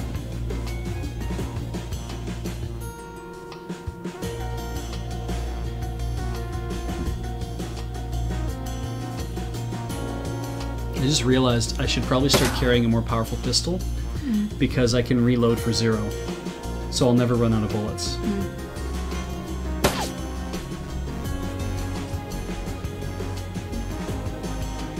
anywhere I can hide, that also gives me a clear shot at this douche. Like I don't know if any of that is a clear shot.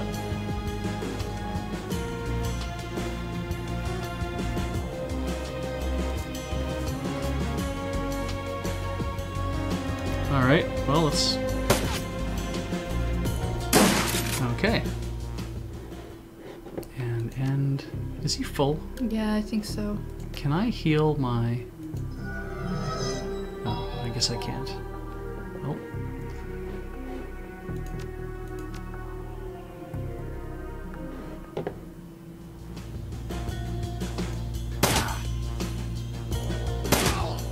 There we go. Cool.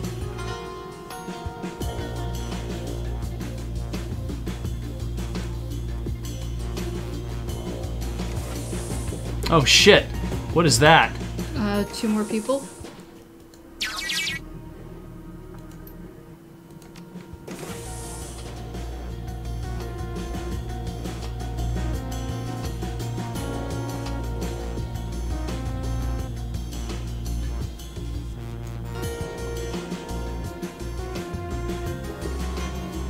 Also, you Yeah. have a thing. I really want to do that. Medical supplies would be great. Should probably shoot him first.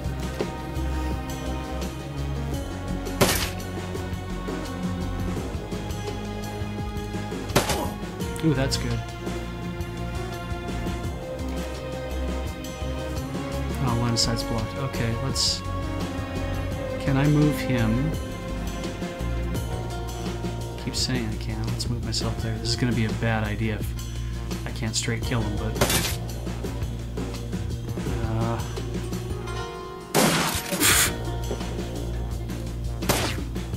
Really?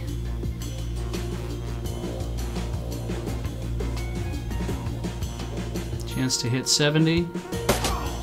That's good. And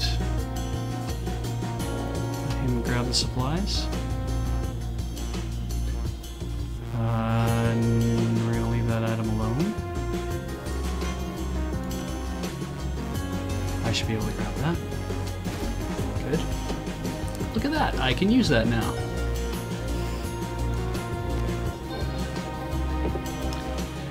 And how far is he? He could probably use healing as well.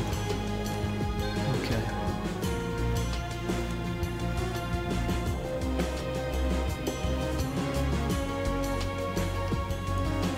Over here.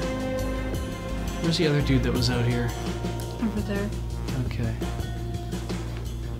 Landenberg Conjurer. Do we engage him? Or... Like, my worry is... I mean, the Conjurer can pull in whatever the big sparkly thing that was out there. So I would prefer to get out in front of this and, like, shoot the Conjurer. You should completely shoot the Conjurer. Okay. Alright, now we gotta get the hell out of here.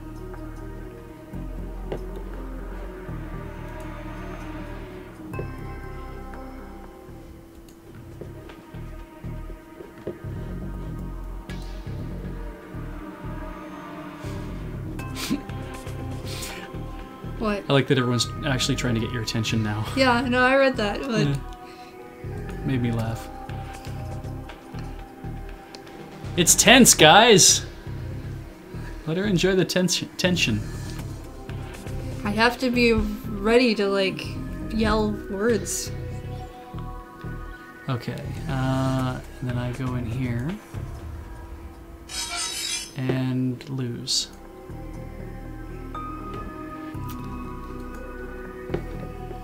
It's awfully negative thinking.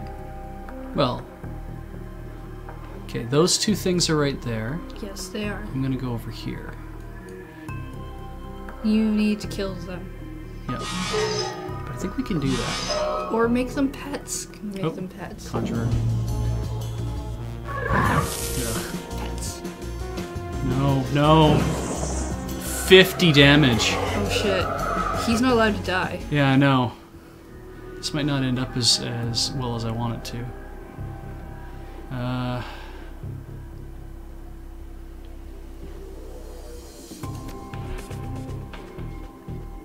do have an air of effect attack.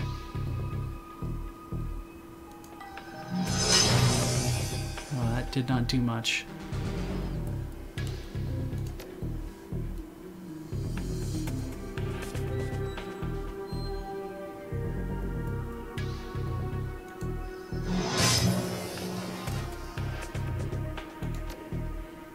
Heal myself. Blitz can't die either. There we go. Well, I'm pretty sure almost nobody on your team is allowed to die for this mission. We are all supposed to stay happy and hearty. Happy and hearty. Mm-hmm.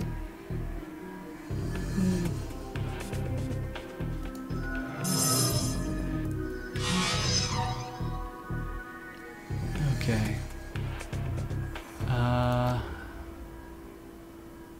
Does that say 93%? Okay, that still did some damage, so that's not so bad. Oh, I should have done this first. Nice. Got there.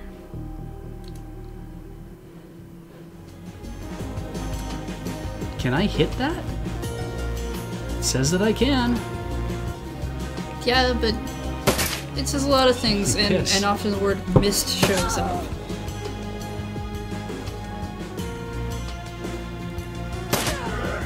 Good.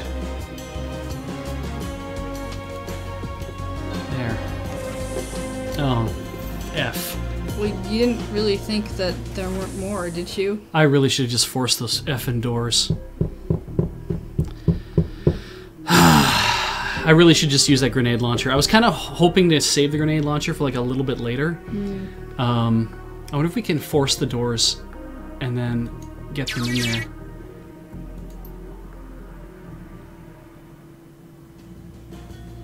Alright, just do it. We're just gonna dash for it, I think.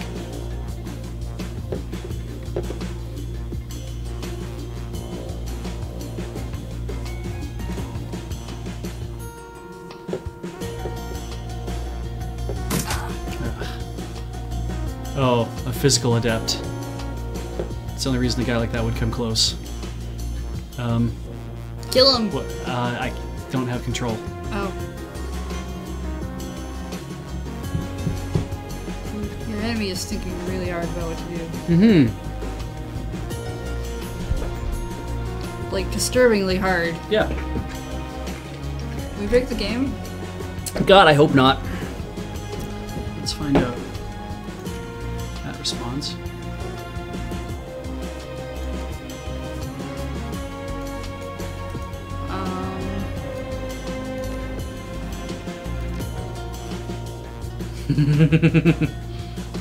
Can't save and come back.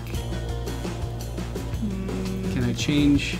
Okay, so I can go into another thing. If I come out, does that remind everybody what the hell's going on? It's like that drone is trying to figure some shit out.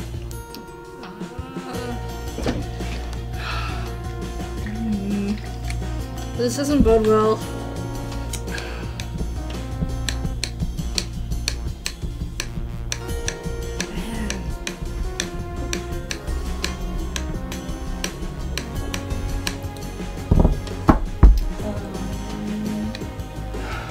I mean, it does mean that if I want to, we can just force the doors open and leave. We can do this whole run without being detected. But I have to basically go back to what I was doing. Did we save when we cracked open the vault? I don't think we did. I don't remember. Oh, I don't think so. Also...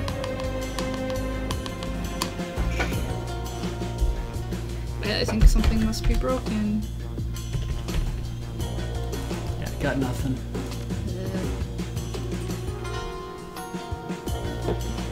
If it did, that would be lovely. It may have... maybe. I mean...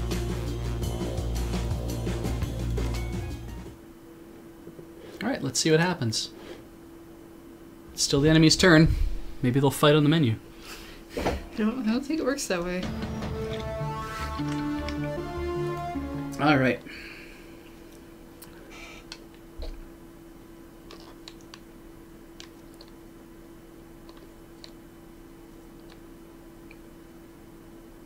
we'll see where we are when we start. If we're at the beginning, we're at the beginning. We just click through the dialogue fast. We just run through. I like, though, Absidic. Yeah, autosave to the vault door. That's awesome. The game was telling me to reload. Oh, we take a break. We're going to do that. We're going to take a break. And people are going to... Yeah, right in front of you. So, everyone please sit tight. We'll be back in a few minutes. These commercials are made by people who love you and want all of your money. Okay, though, seriously,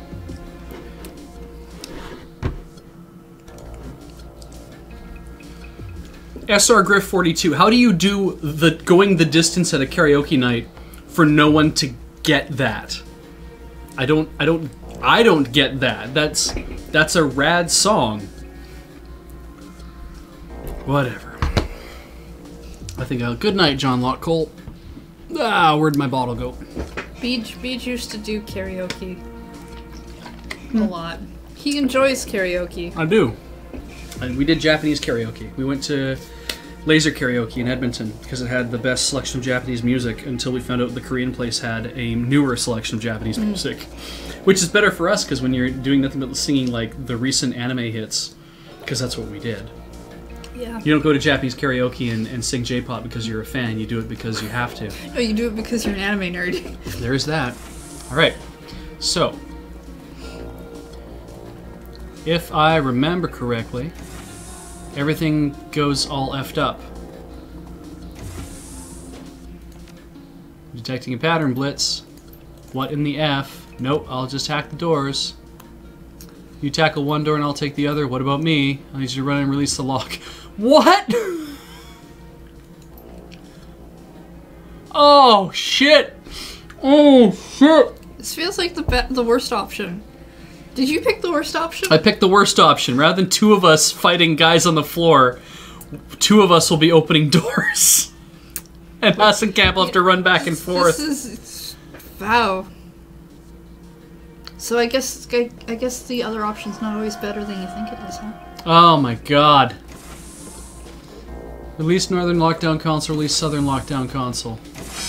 How? Well. Alright. Execute. Exploder. Yeah, execute attacker. Oh, Magic Knight Rayearth had a good opening. Actually, you know what? Walk forward. In the first season? Did they change the opening in the second season? They did. They had 3 different openings. The first opening went for the whole time. Then they did a second opening, which was garbage. And they did a third opening. They went back to third opening near the end of the second season, which was sung by the woman who did the first one. Okay, cool. And it was a much better opening, but it was nowhere near as good as the first one, I think. I remember watching Rayearth on VHS, dubbed. Yeah. Dub was terrible. I didn't even know about subtitled anime at the time, and I knew that dub was terrible. Yeah. Because Fu was so dumb.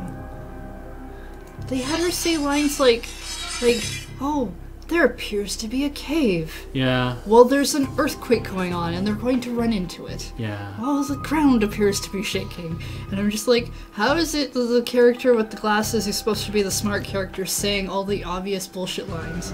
It's true. It's funny, because I don't think I nice. actually rewatched the first season in subs, even though I own it. I'm pretty sure I own the first season. Yeah.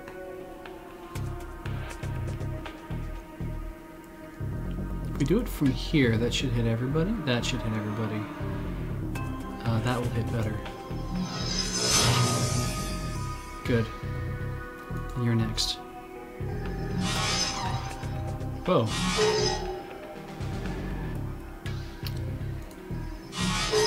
Okay, and we're out. Griff has a response for you.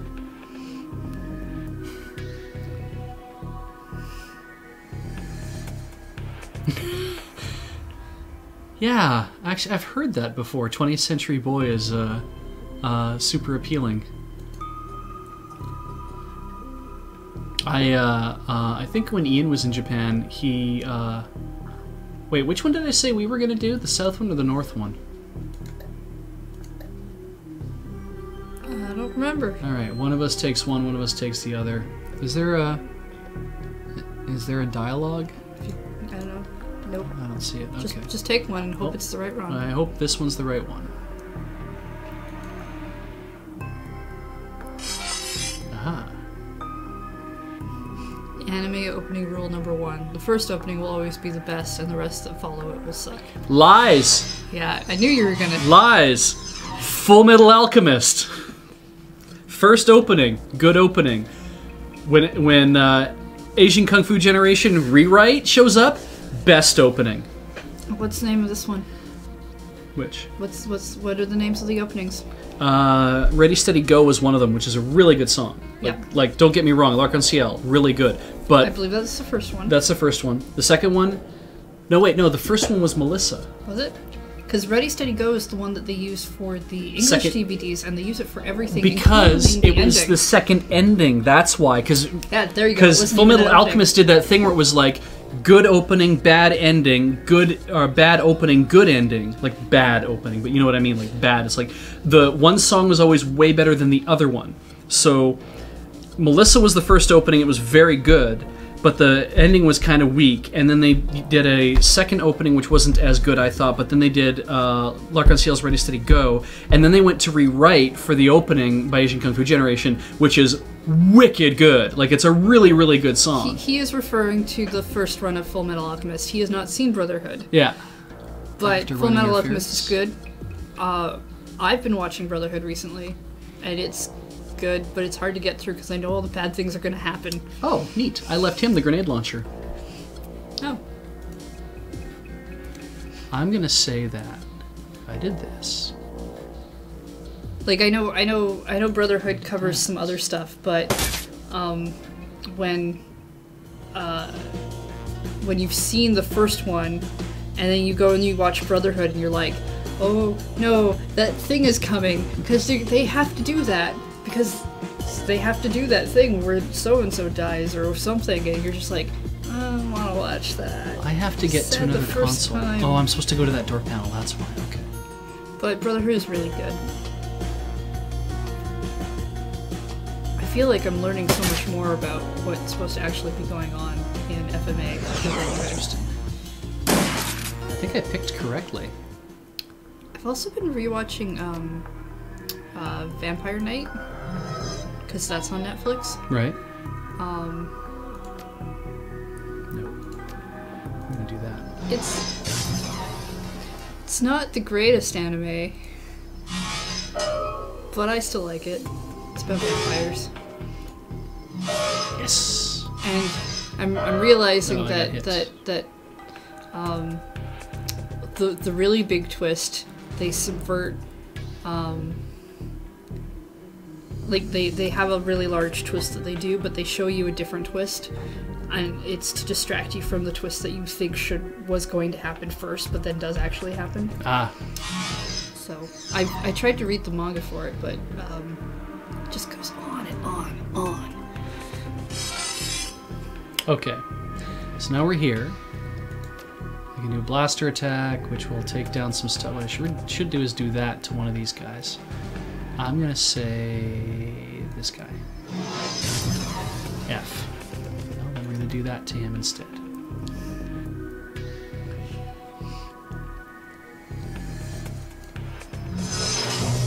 That's pretty good.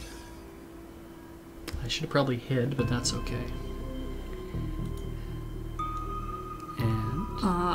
I watch things like Vampire Night because I enjoy watching things like Marmalade Boy, where they go on forever and will wrench at your heartstrings because the characters will never get together like they're supposed to until the end. Apparently I can just straight up like shoot this guy from where I am. And I might do it again.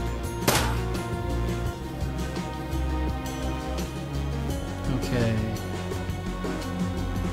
I would really like to get close enough to hurt this dude with the worry that if I come out from behind, I don't know if we go over here. That helps a lot. Oh, F. Oh, F. I'm being told that the best anime theme is "It's Gonna Rain" from Kenshin. Fight You IRL. That's a good song, but there are so many better. There are so many better themes for Genshin than that. You know, I listened. That's good stuff. I listened to the Cringe Stories Part 2 podcast today. I've heard that you've gotten into fights with people. Yeah. Beej. Yeah. You know what? I've been over that, and I don't want to rehash that story if that's okay. I know. You don't need to rehash it. That's good. I'm surprised that you were as much of a bully as you were. Which was very little. But you were. In one concentrated moment in time. Yeah, but I was. So, you know, not excusing any of that, but certainly just... I just don't think you should tell people that you're going to fight them IRL over an anime theme opening. There we go. That's what I want. Oh good, he can hack the node.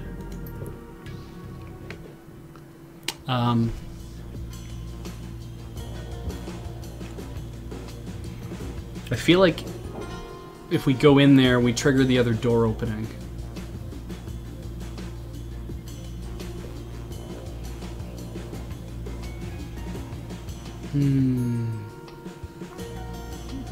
I mean, there were so many other stories, I was surprised that those were the ones that you chose.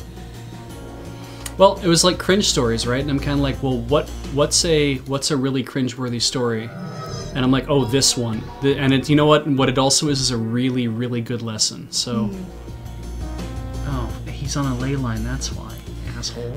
Moon Pride is, it's a good name for the song. It's just not. Moonlight Densetsu is a much better song. Yes, agreed. I like the other song much better. Should I just take a chance that I can actually hit this guy with both shots at 62%, or should I move over and maybe get a few more percentage? Or should I mark him? No, I shouldn't, because I missed. At least I hit him. Got all these grenades.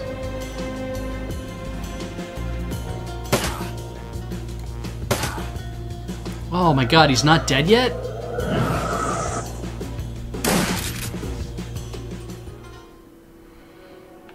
Alright, force that door. Actually, you know what, we'll hang on just a little longer.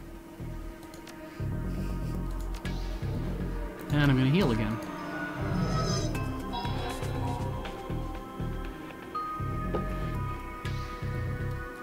I think I'm healed sufficiently. There. And this dude. There we go. Loot the bodies.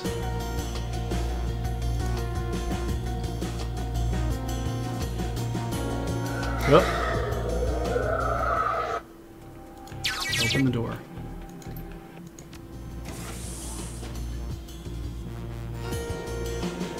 Okay. I need to take that aim shot. Here we go. Oh, are you effing kidding me?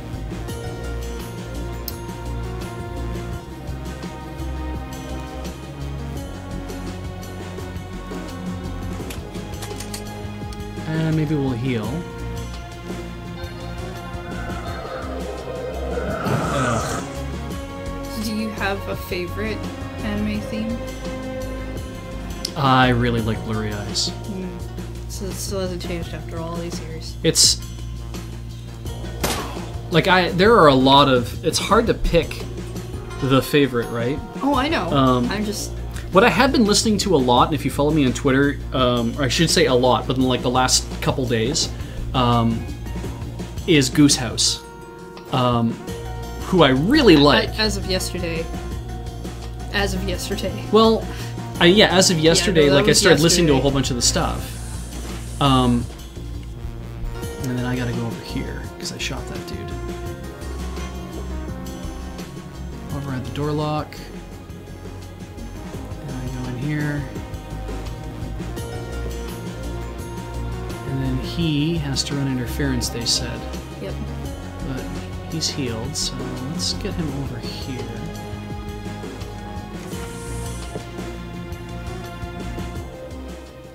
Okay, now Blitz has to go. I mean, I really like the opening from, what is it,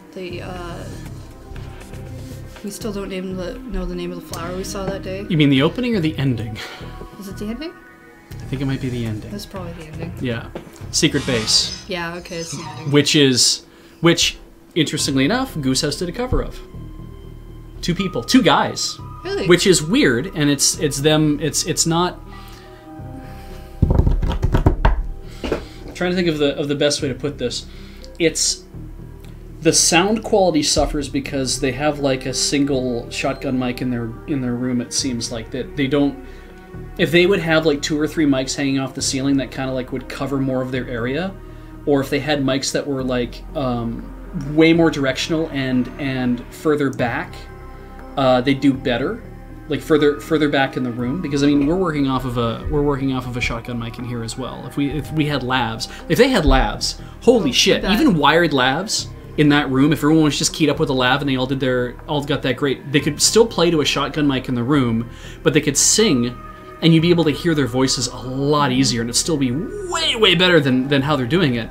They're an indie group, and they've done the ending theme for the 2nd season of Silver Spoon, and it's so good. And they're doing the opening theme for Your Lie in April, which just came out this year, and really, both of them are really, really good. You've been humming that one a lot lately. Yeah, both of them are just excellent. And so Secret Base, which is what I call it, is a very, very long title. Which, to go with a very, very long title for the show, we still don't remember the name of the flower we saw on that day, is the name of it, which everyone just calls Anohana, which is a very sad show. Not very sad. It's really good. It's bittersweet. It's very good. It's a very bittersweet show, and it's a really good show. It's worth watching. But how am I going to do this? The thing about... the thing I found about... Secret Base, Goose House. Well, the 2 guys who did it, they did a very good cover. Goose House is 7 people, but it's 4 women and 3 men. The 2 guys who did it, while they did good, it's not great. And I guess I should save. We're in kind of a good position to save right now. Okay. Thank you for the reminder. The one thing that it sounds really good when it's women singing it.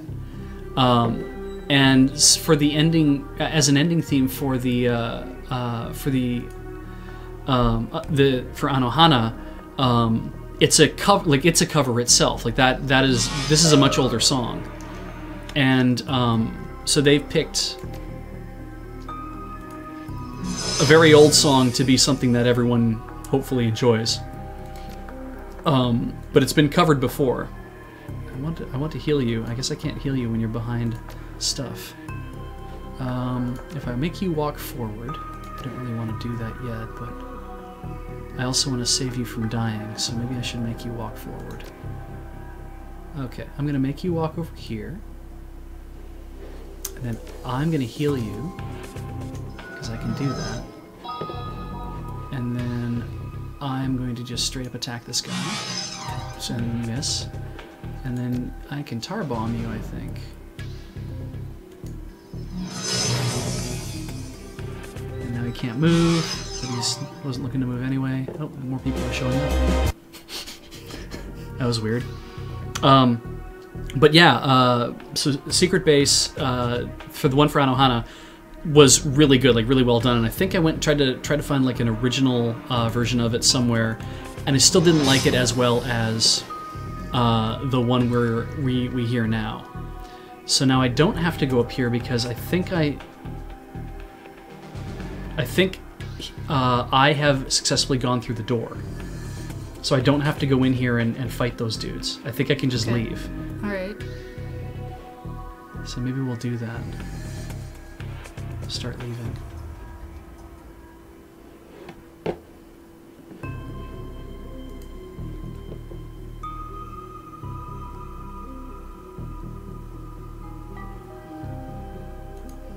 Gotta hope I'm right. Golden Time Lover? I'm not really sure what that is. I'm gonna assume it's a song. Probably. I'm really bad at knowing the names for Cool. anime in the first place, and I'm super bad at remembering what any of the song titles are. Is there gonna be ice out here? I don't know. I'm a little afraid to... Does Beej have any visual novels in the backlog? No. There you go.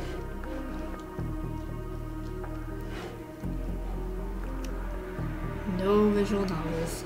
I wonder if I should pick up my control bits, or we may not even need them to leave. Oh, but I might need them for the, Oh, it's the third opening for, It's on the way. Brotherhood. Have I gotten that far to get the third opening? I think I'm on the second opening right now. So I'm not super far into it.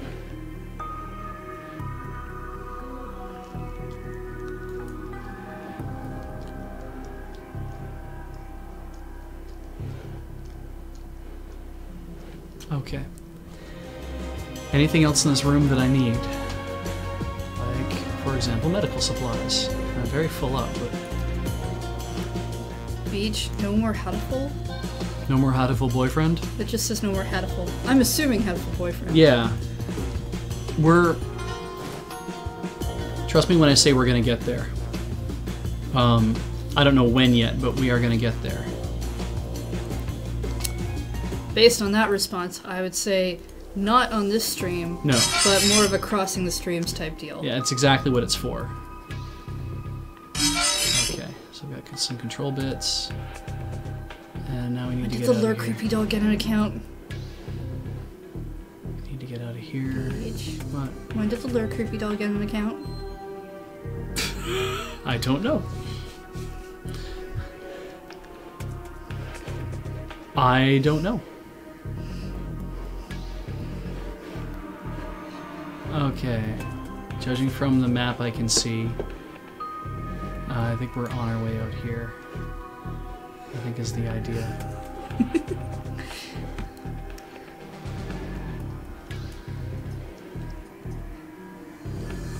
I didn't think Creepy Doll knew how to use a computer. It's new information and it's kind of scaring me. Alright, Blitz. I need to get you out.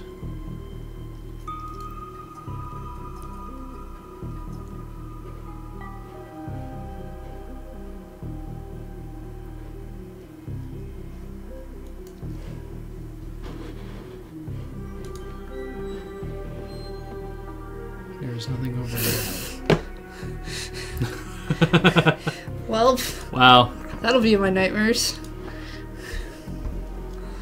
I'm glad I didn't see that out of the corner of my eye. I'm glad I looked at that full on. Okay. I don't think there's anything down there. Okay.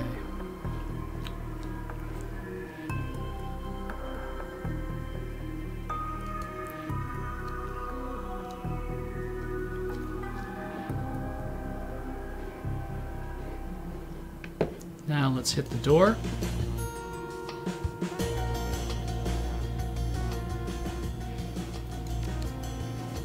I gotta get out of here. Yep. If I go here, I risk getting shot. If I go here, I might not make it to the door. Stay alive.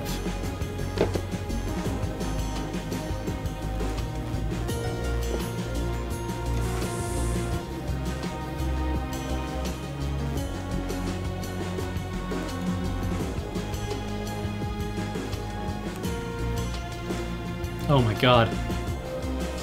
Fuck.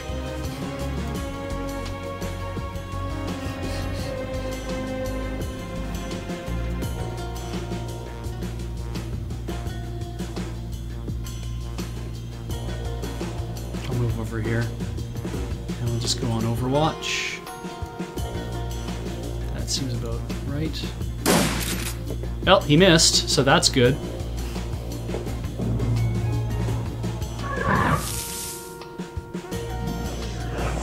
He missed. That's also good. You strip some armor. That's not good. Good.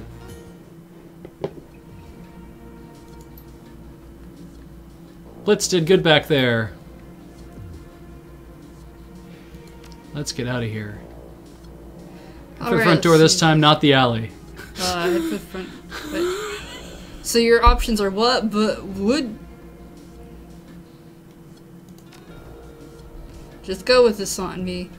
The door that you came in through is no good. You want to get up the front terminal. You'll need to access one more button. Press. Do that, and we're home free. All right. Good. And make sure the Hassan comp comes with you. Gotta make sure the box makes back to grinder. After all, it's not like I wanted that box. So we're not in combat. That box could be full of, like, really great refundable receipts, or bits of string, or like a cat. I like cats. There could be a cat in that box. Like, the box could contain anything. Where is the front door? We came in from over here, right? Yeah, this is the alley door. Alright, so I guess we're going out this way? Let's zoom out a bit. Aha. Wait, there's a terminal I need you to press. Maybe. Going towards door. Ah, wait, there's terminal button. It's been logged in under the name Albert Trips. Bypass the password. Password 123456 accepted. Hooray! Dealing with a winner here. Search the computer. Clearly he's probably one of those people who hates having a password, and he has to have like one password. I like this. Like, well, there's a full suite of OS productivity software installed on this machine. It hasn't been opened in months.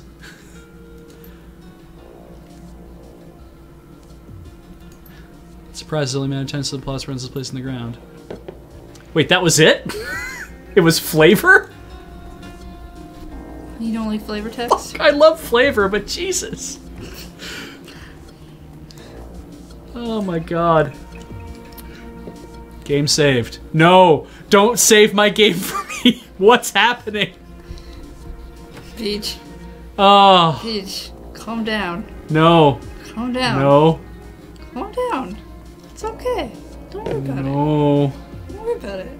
Don't worry about it. Let's go touch the terminal. Oh, fuck. Why are you so scared?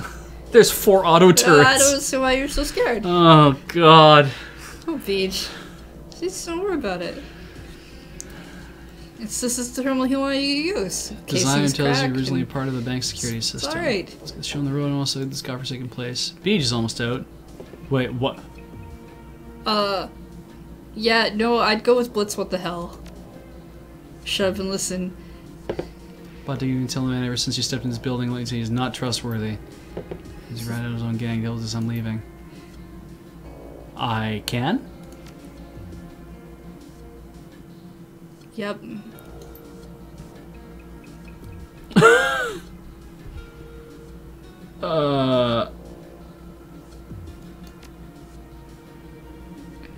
Oh, he's an assassin.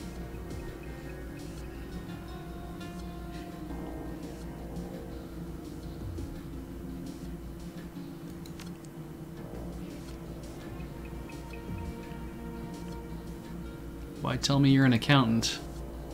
I'm an accountant. I'm here in the capacity of Mr. Grimes' request. People can be more than one thing, you know. Well, that's a good point. I mean, the game did just save, so you could kind of do whatever you wanted. It's true. Just, like, pointing that out here. Pel's a thief and a killer and a rat. You push that button and I'll die. Sure, Mr. Grimes is waiting for me. He's waiting for this box. You don't want the trouble. It's going to come your way if I don't get it to him. This box should be ours. Our run. Can't have the money in the box. It's just unfair.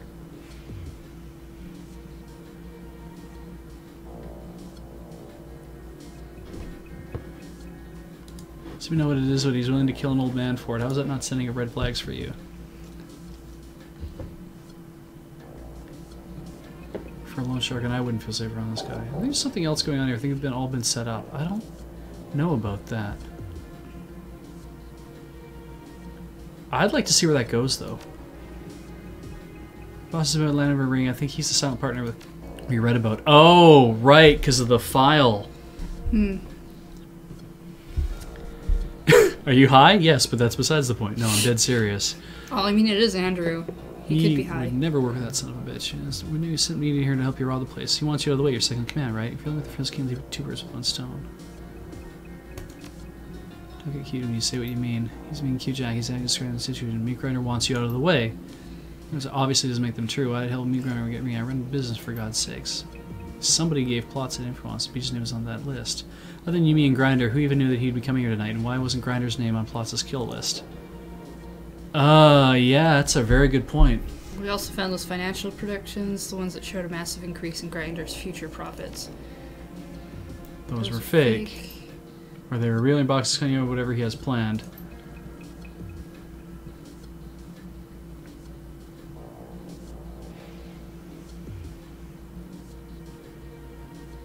What happens when the only two providers of a service merge together? Mr. Grinder and Plots. Join the business together, man. Read between lines. Not a bad scheme. Ring tricks idiots into taking out predatory loans, and Grinder shows up to collect. Yeah, what you just said, right? Your boss is cutting you out of his operation, right? Grinder wouldn't need you anymore.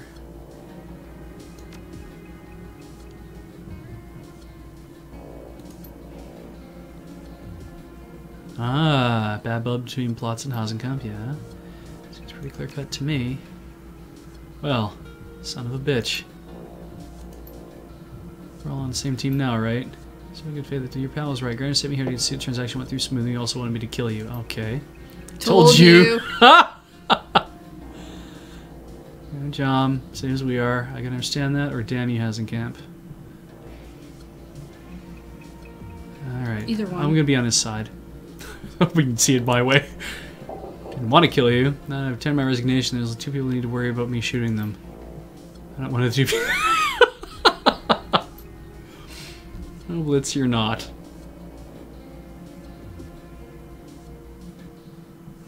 First one. How are we gonna get out of here? I activate security doors. That's what you're gonna do, right? I'm trusting you here. You can trust him. So I'm trustworthy. Blitz? Somebody in here with me, another decker. Ah. Coming on your locate. Piss. What? You didn't think you were just gonna get out now, did you? On the plus side, we control 2 turrets. On the bad side, we don't control 2 turrets.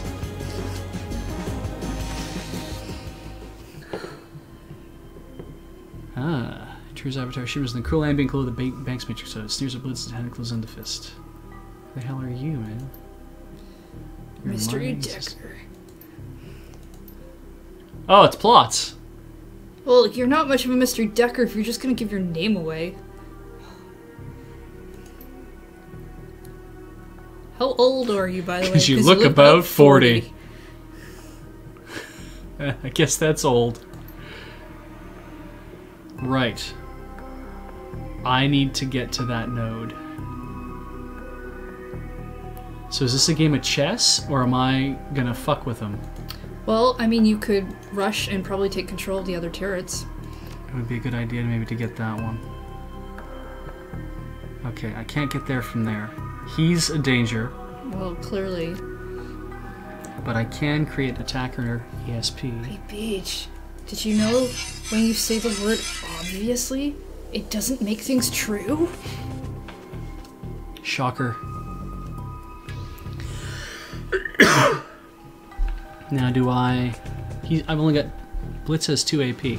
I could get back here, probably. And I feel like I should take control of this one, if nothing else. I think you should at least get one of those turrets. Yeah. I feel like he's going to try to grab the other ones, though. Well, you've got a second dude. No, this is a game of chess now. Like, what the fuck?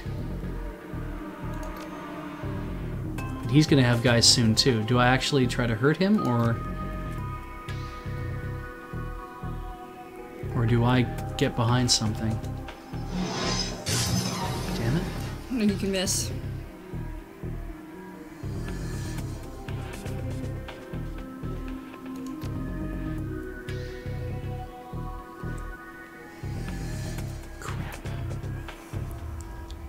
I feel like if I go for this turret, he's gonna go for that one. Maybe. He might go for it anyway. If I can give him something else to shoot at, that might be a good idea.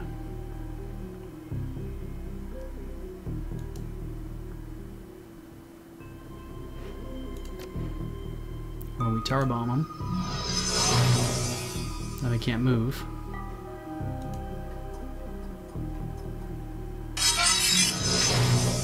Shit. Oh. Yep.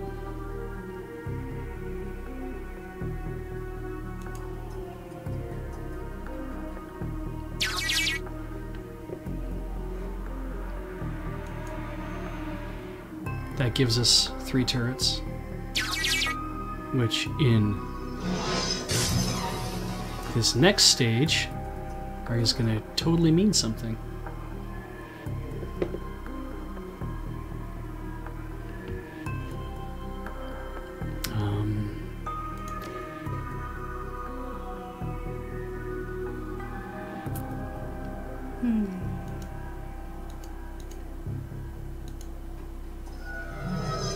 Here we go.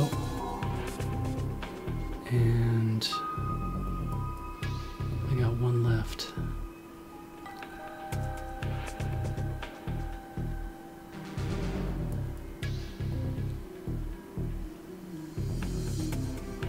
Take cover over here.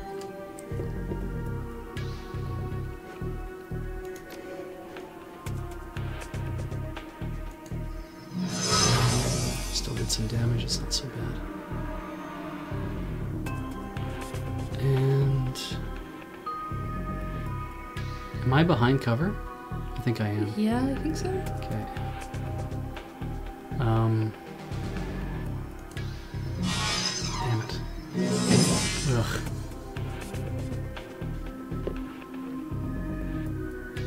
No. Alright, so those have changed sides.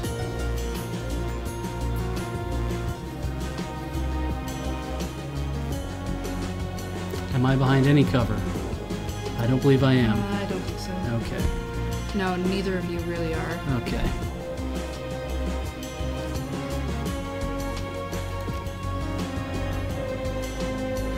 And the question is, Grenadier, the turret.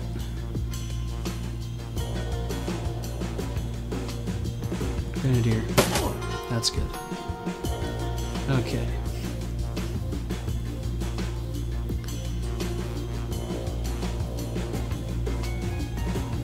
That's probably okay. Blurbots advice us that we should get out of here. It's good advice. This is where having ones to throw grenades is a really good idea. Ooh.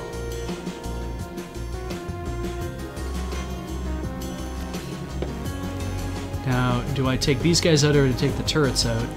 I think they're all clustered together, so I probably want to be able to hit one of these dudes. If you can hit as many of them, that'd be good. While they're bunched up. Designated targets. Many people are suggesting a grenade launcher. Yeah. I do have that, so I will use that. Now I will have to use it. Hopefully they don't move the F around very much.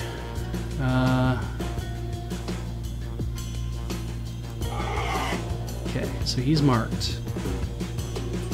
And then we...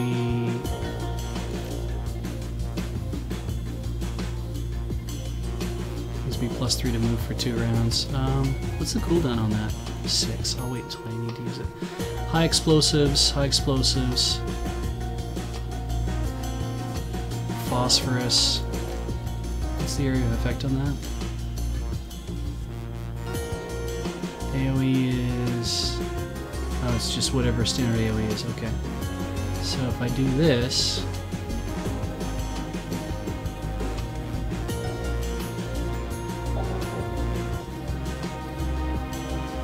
Better chance of that hitting enough people. It's good stuff. Okay, I'm not happy about that. I'm still not happy about that.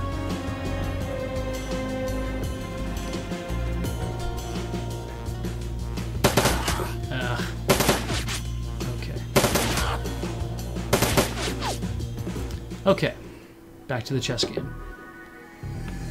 So what I need to do is...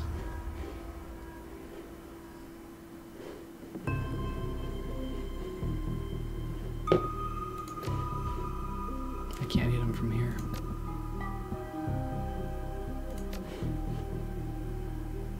Definitely can't hit him from there. I could move up a bit. I could move up a lot. I could move up a lot. Maybe I'll do that. Can I hit him with this? Nope. Apparently I can't. So, F me. How are we gonna do this?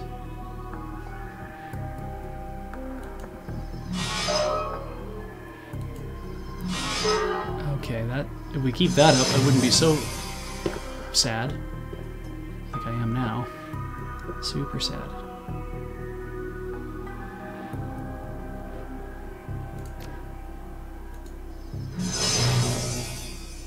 Flanked?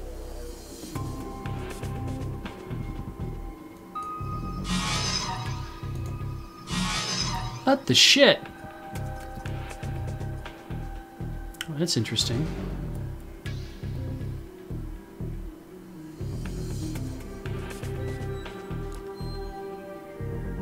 He has 3 turrets. He has 2 turrets. He hasn't taken the other 2. Oh, he didn't take that one? No. He's going to take that one. Yeah, he certainly is. He's right in the open.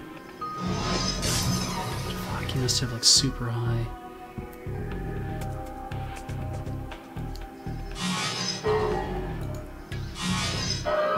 Okay. Ugh.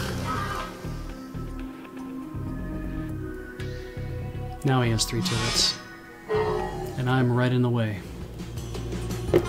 What's this look like? Shoot grenade.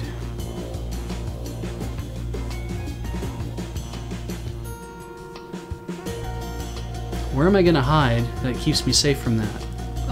I could destroy it, but...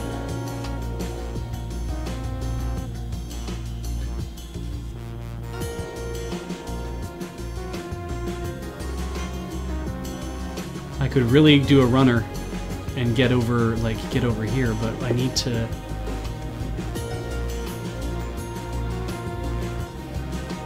Fuck it. That does 12. What if I use my high explosive grenade?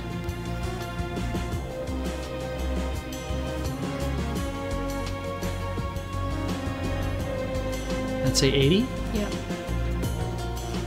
85. This is 90. Yep.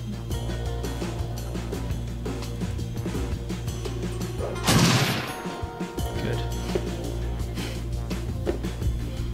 Alright. Still have grenades.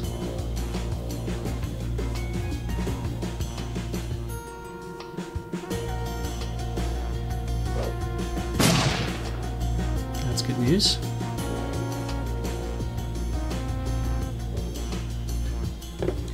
Do I shoot? Or do I... 67%? Yep. I don't know if that's a good idea. Maybe I should just shoot.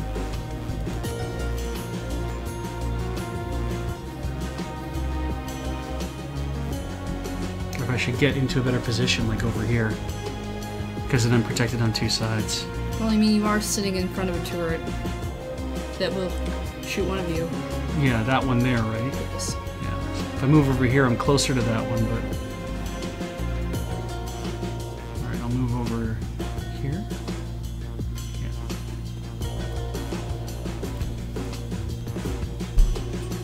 And we're kind of flanking people now, which is not so bad. Yeah. Yeah. Oh, fuck.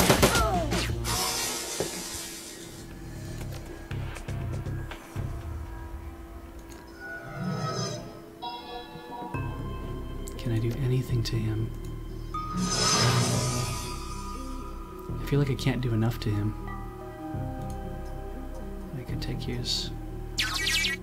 Take one of his toys away.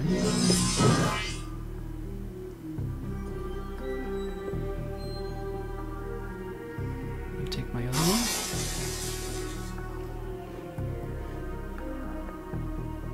Is the idea just run from turret to turret and take them?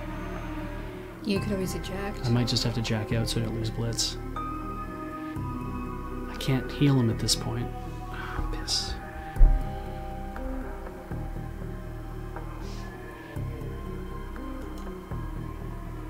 I can't eject. Well. So what happens is what happens. That's good news. Damn it. Miss again. Miss again.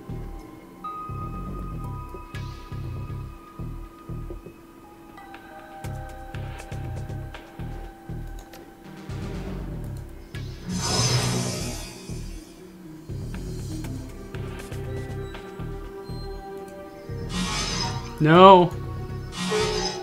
Yes. Thank you, RN Jesus.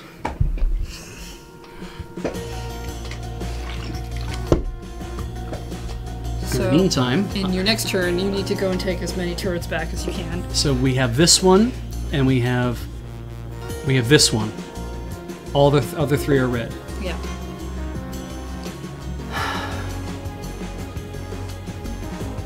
Piss. I would strongly advise moving.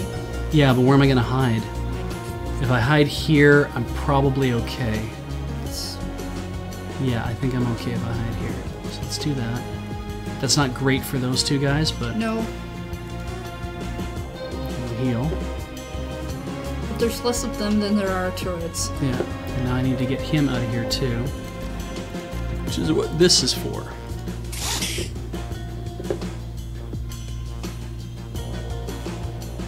I can move quite a bit now. Where's a good place to set up that maybe I don't get hit from? Maybe there?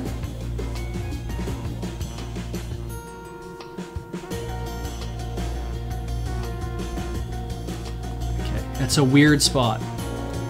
But I got some health, so I think we'll be okay. Oh, yeah. Well, I mean, it's the only one they don't control. Like me. Okay. Now the question is, I don't know where Red went. Is it because I killed him that he's Maybe? no longer active? I mean, we should be able to see him, so... I would assume. Take that one. You should also heal yourself up. Oh yeah, I can do that now. In case something occurs.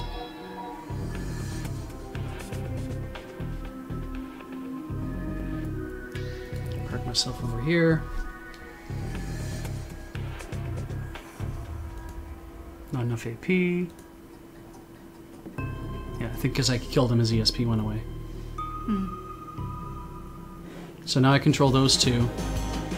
These two are not friendly.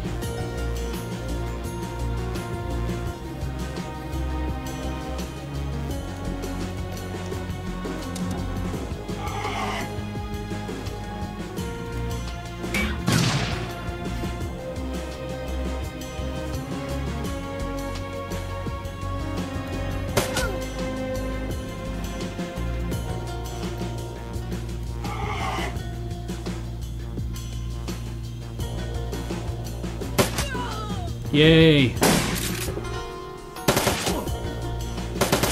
Don't fucking kill me.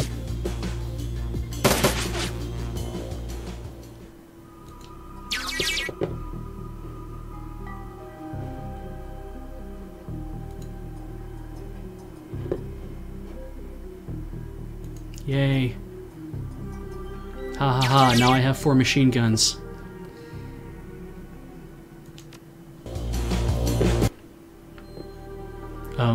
That was weird.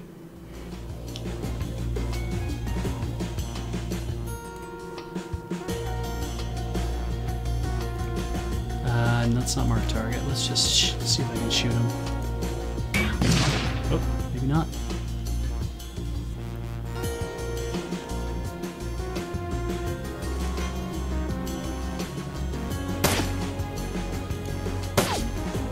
Huh. He's super into just wailing on... Well, he knows what a big deal it is, I think. That would do it! Shit!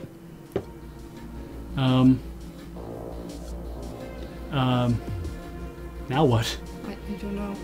I control all 4 of those things. Are we waiting for Blitz to actually hack us the hell out of here, I guess? Maybe. Maybe. Ah. Oh. Good thing you moved. Put myself in the open, yeah. Yeah. Maybe this is everybody that was left that I didn't fight beforehand? Maybe. It's a good thing you got all the turrets. Yep. Okay. From here... Oh, nice. It kind of just hits everybody. And then for me, I'm gonna hide over here. Actually, hide behind... Is there better cover?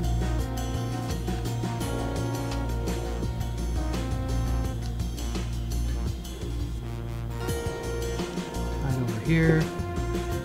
Throw that.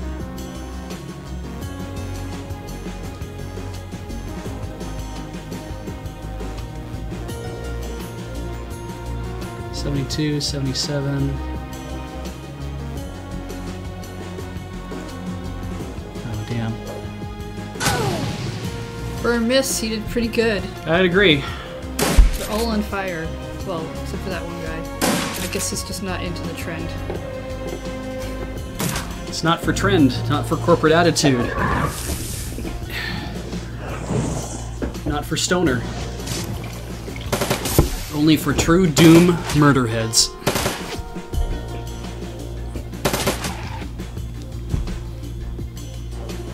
That reload takes an awful lot of time. Yep.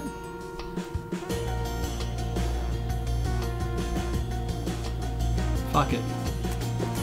I'm almost dead, actually. That was maybe not a good fuck it.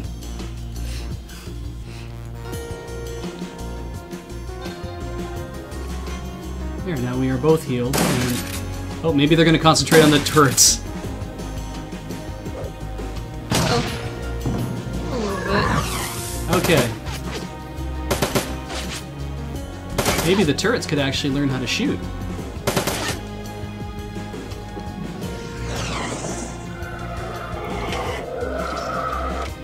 It turned on her? Holy shit. It looks like it. Okay, so... I'm gonna hide. Okay. And I'm gonna heal some more. And Hassenkamp's gonna hide. And I'm gonna have him heal some more too. I mean, he could have hid better, but that's okay. Jesus. They're really mad at these turrets. I don't blame them, I guess. Pick the ones closer to you.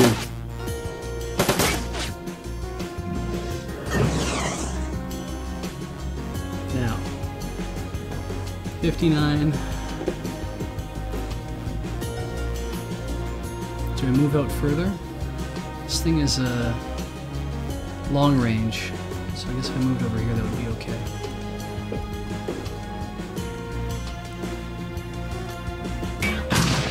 Nice. And he's out in the open. He's an enforcer, he's an enforcer, that's an inferno, that's the captain, that's a conjurer.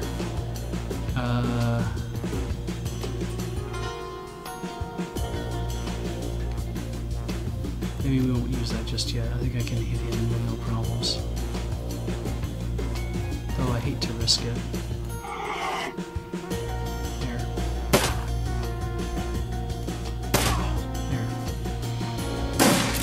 There. Really mad. That has to suck when your elemental turns on you like that. Yeah. I mean, he's gonna turn on all of us. Oh, sure. It's just what happens, but... good. Mark the target and shoot. Really happy with how this is turning out. Oh, he auto reloads. That's even better.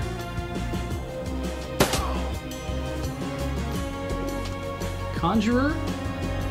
Or, because those two are fighting each other. The Conjurer's not doing much of anything. If I kill the Conjurer, if I kill the Conjurer, this guy goes away. I kind of want to work on killing the Captain, because then the Elemental stays alive longer. Do that then. This is going to be a hard shot. Yep.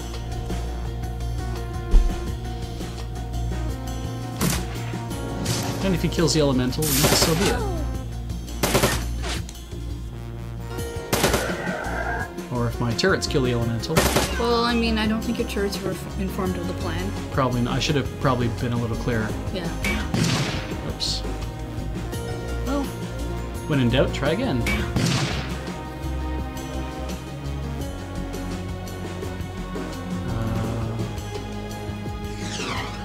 Missed. There we go. Okay. Stack of corpses. Gotcha. He's gonna go kill Mr. Grinder now. Rad. He throws the mystery box to me. You get the mystery box. Because he's not gonna need it. Yeah. So. Hey, alright. What does it do? Blizz is like, yeah! Beats me. Oh, piss. Plugs into a cyber deck. That seems worrying. But it could be cool. It could be cool. I mean, I'm more concerned that it might be one of those things that when you get into it, it like fries your brainstem. But we made it through this mission, which is really good, so He's got things to do. Grinder Dan and Dumpster still getting home in time to read the grandkids a story. That's... Aww. What about plots? That's great. Never did like the man. Is that really necessary? Probably not. It's the little touches that make this job worth doing.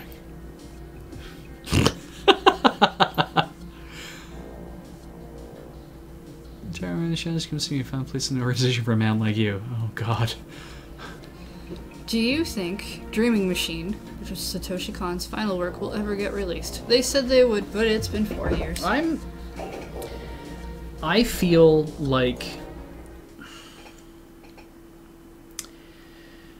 like that's like Kubrick and AI. Where somebody makes a choice that's like, we can bring this to the screen. We can get this. We can finish this. We can make it the way that it's supposed to be made. It's easier, I think, to maybe with anime because you probably will have storyboards and have other stuff. And as long as you ape the style, you might be able to get away with that a little bit more. It all depends on how, like in live action, like Spielberg, when he directed AI, he has to pull out performances that he would get out of actors, whether that's running them through the same thing, until they get it the way that his vision is working with that. And that means that, because my understanding is that Kubrick was he was a crazy perfectionist.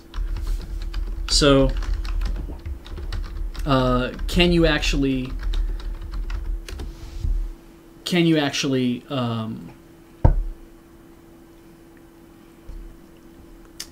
get the same?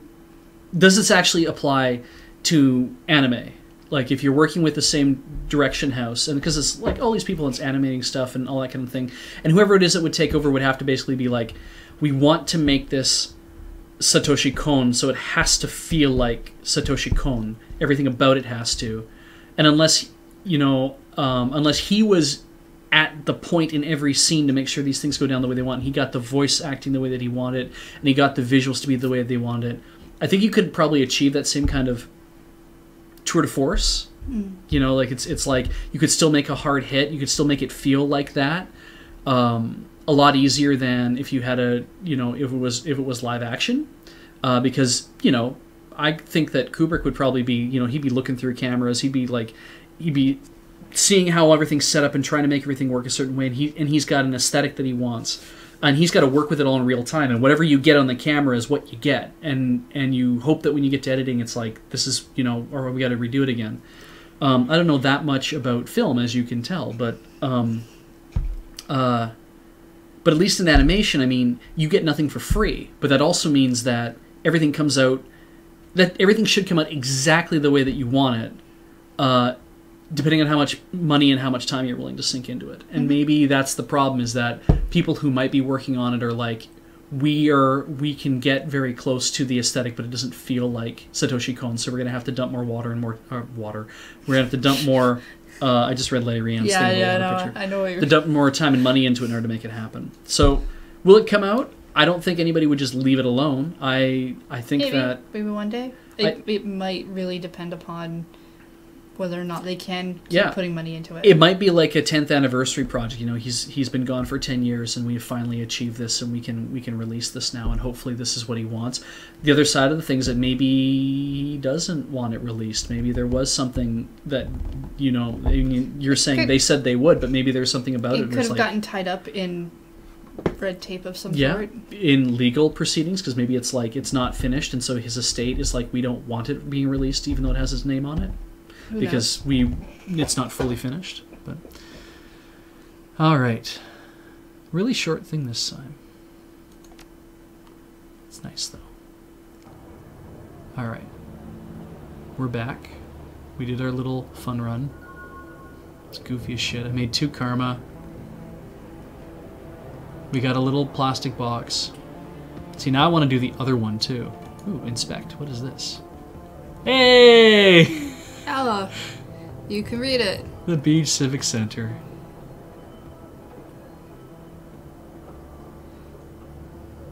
Right, you don't have to give him any money anymore. Yeah, how's Alexander doing? He's adjusting. Alright, how's he? Oh, except we can still ask. Oh. No, we've grown as much as we can. Take the lines of agreement towards our residents. Okay, I think we're done. And I'm going to go talk to Lane. We'll talk to everybody else next time, because we're going to take off here very, very quick. Right? I know. Just want to talk about what happened the other day. Hang my hoop. I'm not a child, man. I'm not helpless.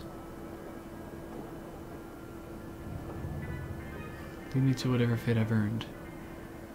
Well, who was it? RC. ORC. Presumed favorite Polo Club among us trogs. He's mass, we're just another flux fanatic that has balanced power, would be upset by me joining up with ORC. What did they want? They want to dissuade me from letting my voice or experience any pro-meta-human parties. So I talked him down to explain my findings are dumb, but he wouldn't believe me. Best me a liar, me wouldn't beat him with my grudge. Be back, now if they know what's good for them. Last time they cut me alone, take a shortcut through an alley, won't make that mistake again. Close to home and close to Samuel's people, they won't shy away from a fight. I'll leave it at that for now. Tell me about the Euro Wars! Problem with the night game, like cursors can't escape who we are. Fine, you want to hear it? I'll tell it. I was a colonel in the Finnish army. During the first Euro War, the Jaeger Brigade was mine. Decades used ATVs, Nasus, and Bandwagons, mostly slow lumbering things, but built for snows of Lapland. I was the one who changed all that, moving us over to T-birds. I made us fast and nimble. Russians were still slow, and though they had us outnumbered in a gun, we could run circles around them. I'm not sure who, but the comparison was made to Rommel. Arctic Fox soon followed thereafter. Wow. And celebrate title for too many young soldiers died in command of the Arctic Fox. So my son asked me to fight, and this is why I refuse. I see. Alright. And we have 2 whole karma to spend on Pretty much nothing. F all! That's fine. A little bit of karma never hurt anybody. You should save your karma. Yeah. For something special. Something shiny. Yeah, agreed. And Christmas is coming. Christmas is coming Maybe soon. you want to give your karma to someone special. Someone shiny. Welp. I will save the game. Save? Put Saving, it like that. saving is always good. And with that, ladies and gentlemen, that has been Beej's Backlog. Like the full point of actually saving is to save all the way through. Exactly. That has has been Beej's Backlog. I am Beej, and she is Heather, and we are very happy to... Did you just hit quit? Like, did you actually save? Yeah, I saved before that. You want to see? We can just go continue. Should bring me right back to where we were. Oh, okay. Yeah. Just I am Beej, and this is Heather, and this has been Beej's Backlog here on Loading Ready Live. And Loading Ready Live appreciates your subscriptions, obviously, so feel free to subscribe to help support the channel, but if you don't want to subscribe, that's fine. Follow us anyway, because following us is also a great way to judge the level of interest in the channel. Where am I? I'm right over there. Okay. Where you were. I'm just going to properly quit the game this time. There we go. Following is a great way for us to know who's enjoying the channel. You'll get notifications if things are happening as well. Subscriptions, of course, let you also enjoy putting emotes and stuff in the chat.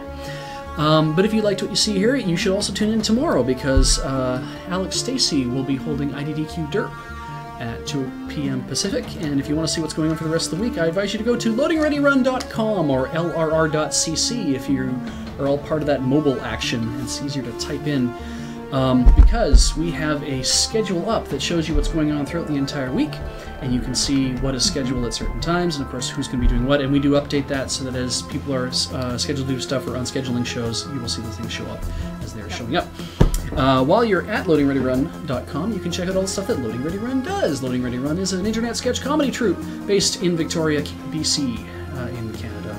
Well, yes, the BC is in Canada. Yeah, so I was going to say Victoria, Canada. I'm like, I effing hate it when people leave out the... It's like, we're based in Victoria, BC, and I just want to say that. I did not write out the spiel. We're just doing this straight off what I think is appropriate.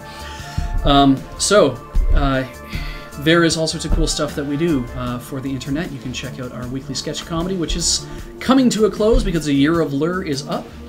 We have a few sketches left. I believe one just went up tonight, so do please enjoy that. This morning, sorry, this one went up this morning. You can also check out our crap shots. I should actually point out we've been, Loading Ready Run has been doing sketch comedy for over 11 years, so there's a big amount for you to watch. But you can also check out Crap Shots, which are comedy in 0 to 60 seconds. It is very short things that we probably could have turned into a sketch, but we're probably felt they just worked better as their own little punchlines. As you can, I've had some fun making some of those recently as well. So, but do check out all of them. Just sit down and watch. We just did our 200th. That's very exciting. You can also check out the other things we do, such as Feed Dump and The Unskippable, which are programs that we do for the Escapist magazine. You can also check out Friday Nights, which we do for Wizards of the Coast. It is for Magic the Gathering specifically, so if you're a big fan of Magic the Gathering, you can check out the Loading Ready Run Commodore Hustle characters and their little universe and how they play Magic. There's also a bunch of other things we do, such as Bionic Treasures Media, which is the parent company of Loading Ready Run, did Strip Search for Penny Arcade, and has also done Tabletop Deathmatch for Cards Against Humanity, so check out those things as well, if you're into that. Also check out Stolen Jokes, which is Loading Ready Run's web resident cartoonist, Featherweight, and he is a Patreon as well, so do check out his Patreon, but he also does the comic strip for us, based weirdly on things that go on in our lives that he isn't always privy to, but somehow always finds out about. Lord Haas is reminding me that I should not forget to talk about LureCon 2. That's a very good point. I'm not going to talk about LureCon 2 because it doesn't exist. Yay! But we did also, and what else is on the website that are also things you can check out? I've completely forgotten if there's another thing. It's fine. There's lots of things on the website to check out. But Christmas is coming up. We did mention that. Christmas is coming. And so therefore, I recommend, if you did enjoy Strip Search, you can go watch the Strip Search, or go purchase the Strip Search DVD or the Strip Search Blu-rays. Thank you, ArcLight, for pointing that out. Those are now available. But also on the Loading Ready Run store, we have a brand new Loading Ready Run logoed zip-up hoodie. And we also have the new Jundum Out playmats, I think. Those showed up as well. Yes. And I think there's some sleeves left. Why not? Go double check. Look yourself. We sell playmats. I remember seeing on Twitter that somebody mentioned that, but I know there's also shirts. This is the Jundum Out shirts, and there's the all sorts of other lure-related stuff there, and also magic-related stuff. And they make fantastic gifts. It's probably too late to buy anything to have it show up for Christmas, but just give somebody a card. People love cardboard. Tell them that you bought them something inside of it, of course, but that's how that should go. Of course. And what else? I think that's about it. I like to remind Something people went that just because the year of Lure is ending, that is only the weekly sketches. Right. Once again, we will repeat that. There's just the weekly sketches. All the other things that Beej mentioned, which is a very long list, and some things that he forgot, which I'm not going to remind him about, are continuing, including the streaming, except for if any of you follow JR's Twitter, then you will know that Book of Passwords is... He is winding it up, I believe. He's winding it down. He will I don't know if that was probably something he talk wanted about to mention on his stream or not, but he did mention talk on about Twitter. that tomorrow during his stream, because I've been informed by the chat that there is a Book of Passwords tomorrow. Rad. I'm sure he'll explain more of it then. One thing that Jared did do this year as part of the Kickstarter campaign was the Temple of the Lava Bears, which we all played. And I got a chance to be in it recently, and I don't know if that episode has come out yet, but it will be fun, I think, to watch a bit of what the hell else I was doing. And of course, on top of that, if you like me, that's awesome, because I like you too. Except, apparently I hate the chat. But... He's still sore about that. If you like me, you can check out all the things I do with my improv troupe, which is Synaptic Chaos Theater, which that does not very... Nope. It's very hard to see what that looks like. Go to the website. Go to www.synapticchaos.com, synaptic-chaos.com. We do a lot of really cool stuff. So we do improv comedy at anime and sci-fi and gaming conventions. If you want to have us show up at your anime or sci-fi gaming convention, please, by all means, send them an email. Let them know that you'd like to see us show up. Maybe point them towards our website. You can watch some of the stuff we've done on YouTube as well. You can tell them this time. Yeah, and if you are interested in seeing us perform, we'll be performing in Victoria from February 15th. In February, we'll be performing at SkinoCon, which happens at it takes place at the University of Victoria. It is a 2.5-day or 3-day con, so it takes place on a weekend, 13th to the 15th or 15th to the 17th. Go double check that, but you'll during Valentine's Day weekend. Go to skinocon.com and you can see on their website when it's happening. So it's bring a date. Yeah, bring a date. Bring a date. Because that's a great way to impress a girl. What? We met through an anime club. We met through my anime club. That's sure. It's the one that you never talked to anybody at. I really should register synaptic-chaos.com. You should. So, anyway, but you can also see all the other cool things we do when you come and watch us do stuff, such as Late Night Dub Fight. And I know Graham just posted some clips from Late Night Dub Fight, Final Cut Beatdown, which we did at Luricon. That was the concept was lent to Lure from Ian, because Ian Horner is the one who actually runs Late Night Dub Fight, and when we do our shows, it is generally always Synaptic Chaos Theater, and then a few people will come in as well to join us on the microphones. We try to rotate people off. You probably saw it during Desert Bus as well. You could look up the Desert Bus clips and find out the Late Night Dub Fight we did for there, and all the ones we've done in the past as well. We are also going to be doing other panels like acting for cosplayers, how to improv. If you want to learn how to do it, we can give you kind of a crash course in that. It's not you won't become wonderful at it, but it'll let you understand what goes on behind the scenes. I do a thing called improv for role players, which is teaching the concepts of improv. It's a seminar on how to use improv concepts to apply to your role playing, which I've been doing for many years and really enjoy it, and I gotta work on it a little bit more. And Doki Doki QQ Challenge, which, if you've never seen it, is its own experience.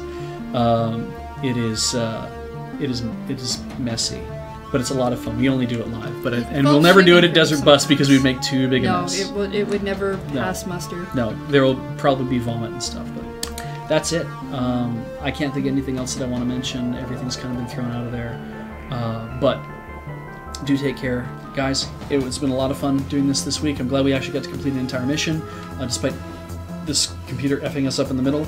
We will see you again next week. Do tune in for other things. We love you very much, and goodbye. While I work the buttons and put you in the commercial Doki mode. Doki QQ. How do you spell the QQ? KYUU. It's QQ, which is actually 99 because it's based on it was originally based from a concept we did called the 99 Yen Challenge, which is based on a concept that was a British radio show called the 99p Challenge. And so we've... Doki Doki's like heart pounding, yeah, Doki right? Doki, and then QQ was kind of the other thing we thought, well, that works actually really well to do heart pounding, cute challenge where everything... So it's just a great name, I thought. But, yeah, take care, everybody. We will see you again next week. Hang in there. Wait up all night for Alex to come in at 2 p.m. in the morning and then watch him do his stuff. Get some sleep before Alex comes in. Unless you are awake this time of day, wherever you are. You don't necessarily have to, but yeah. I don't know. Go nuts. Could be.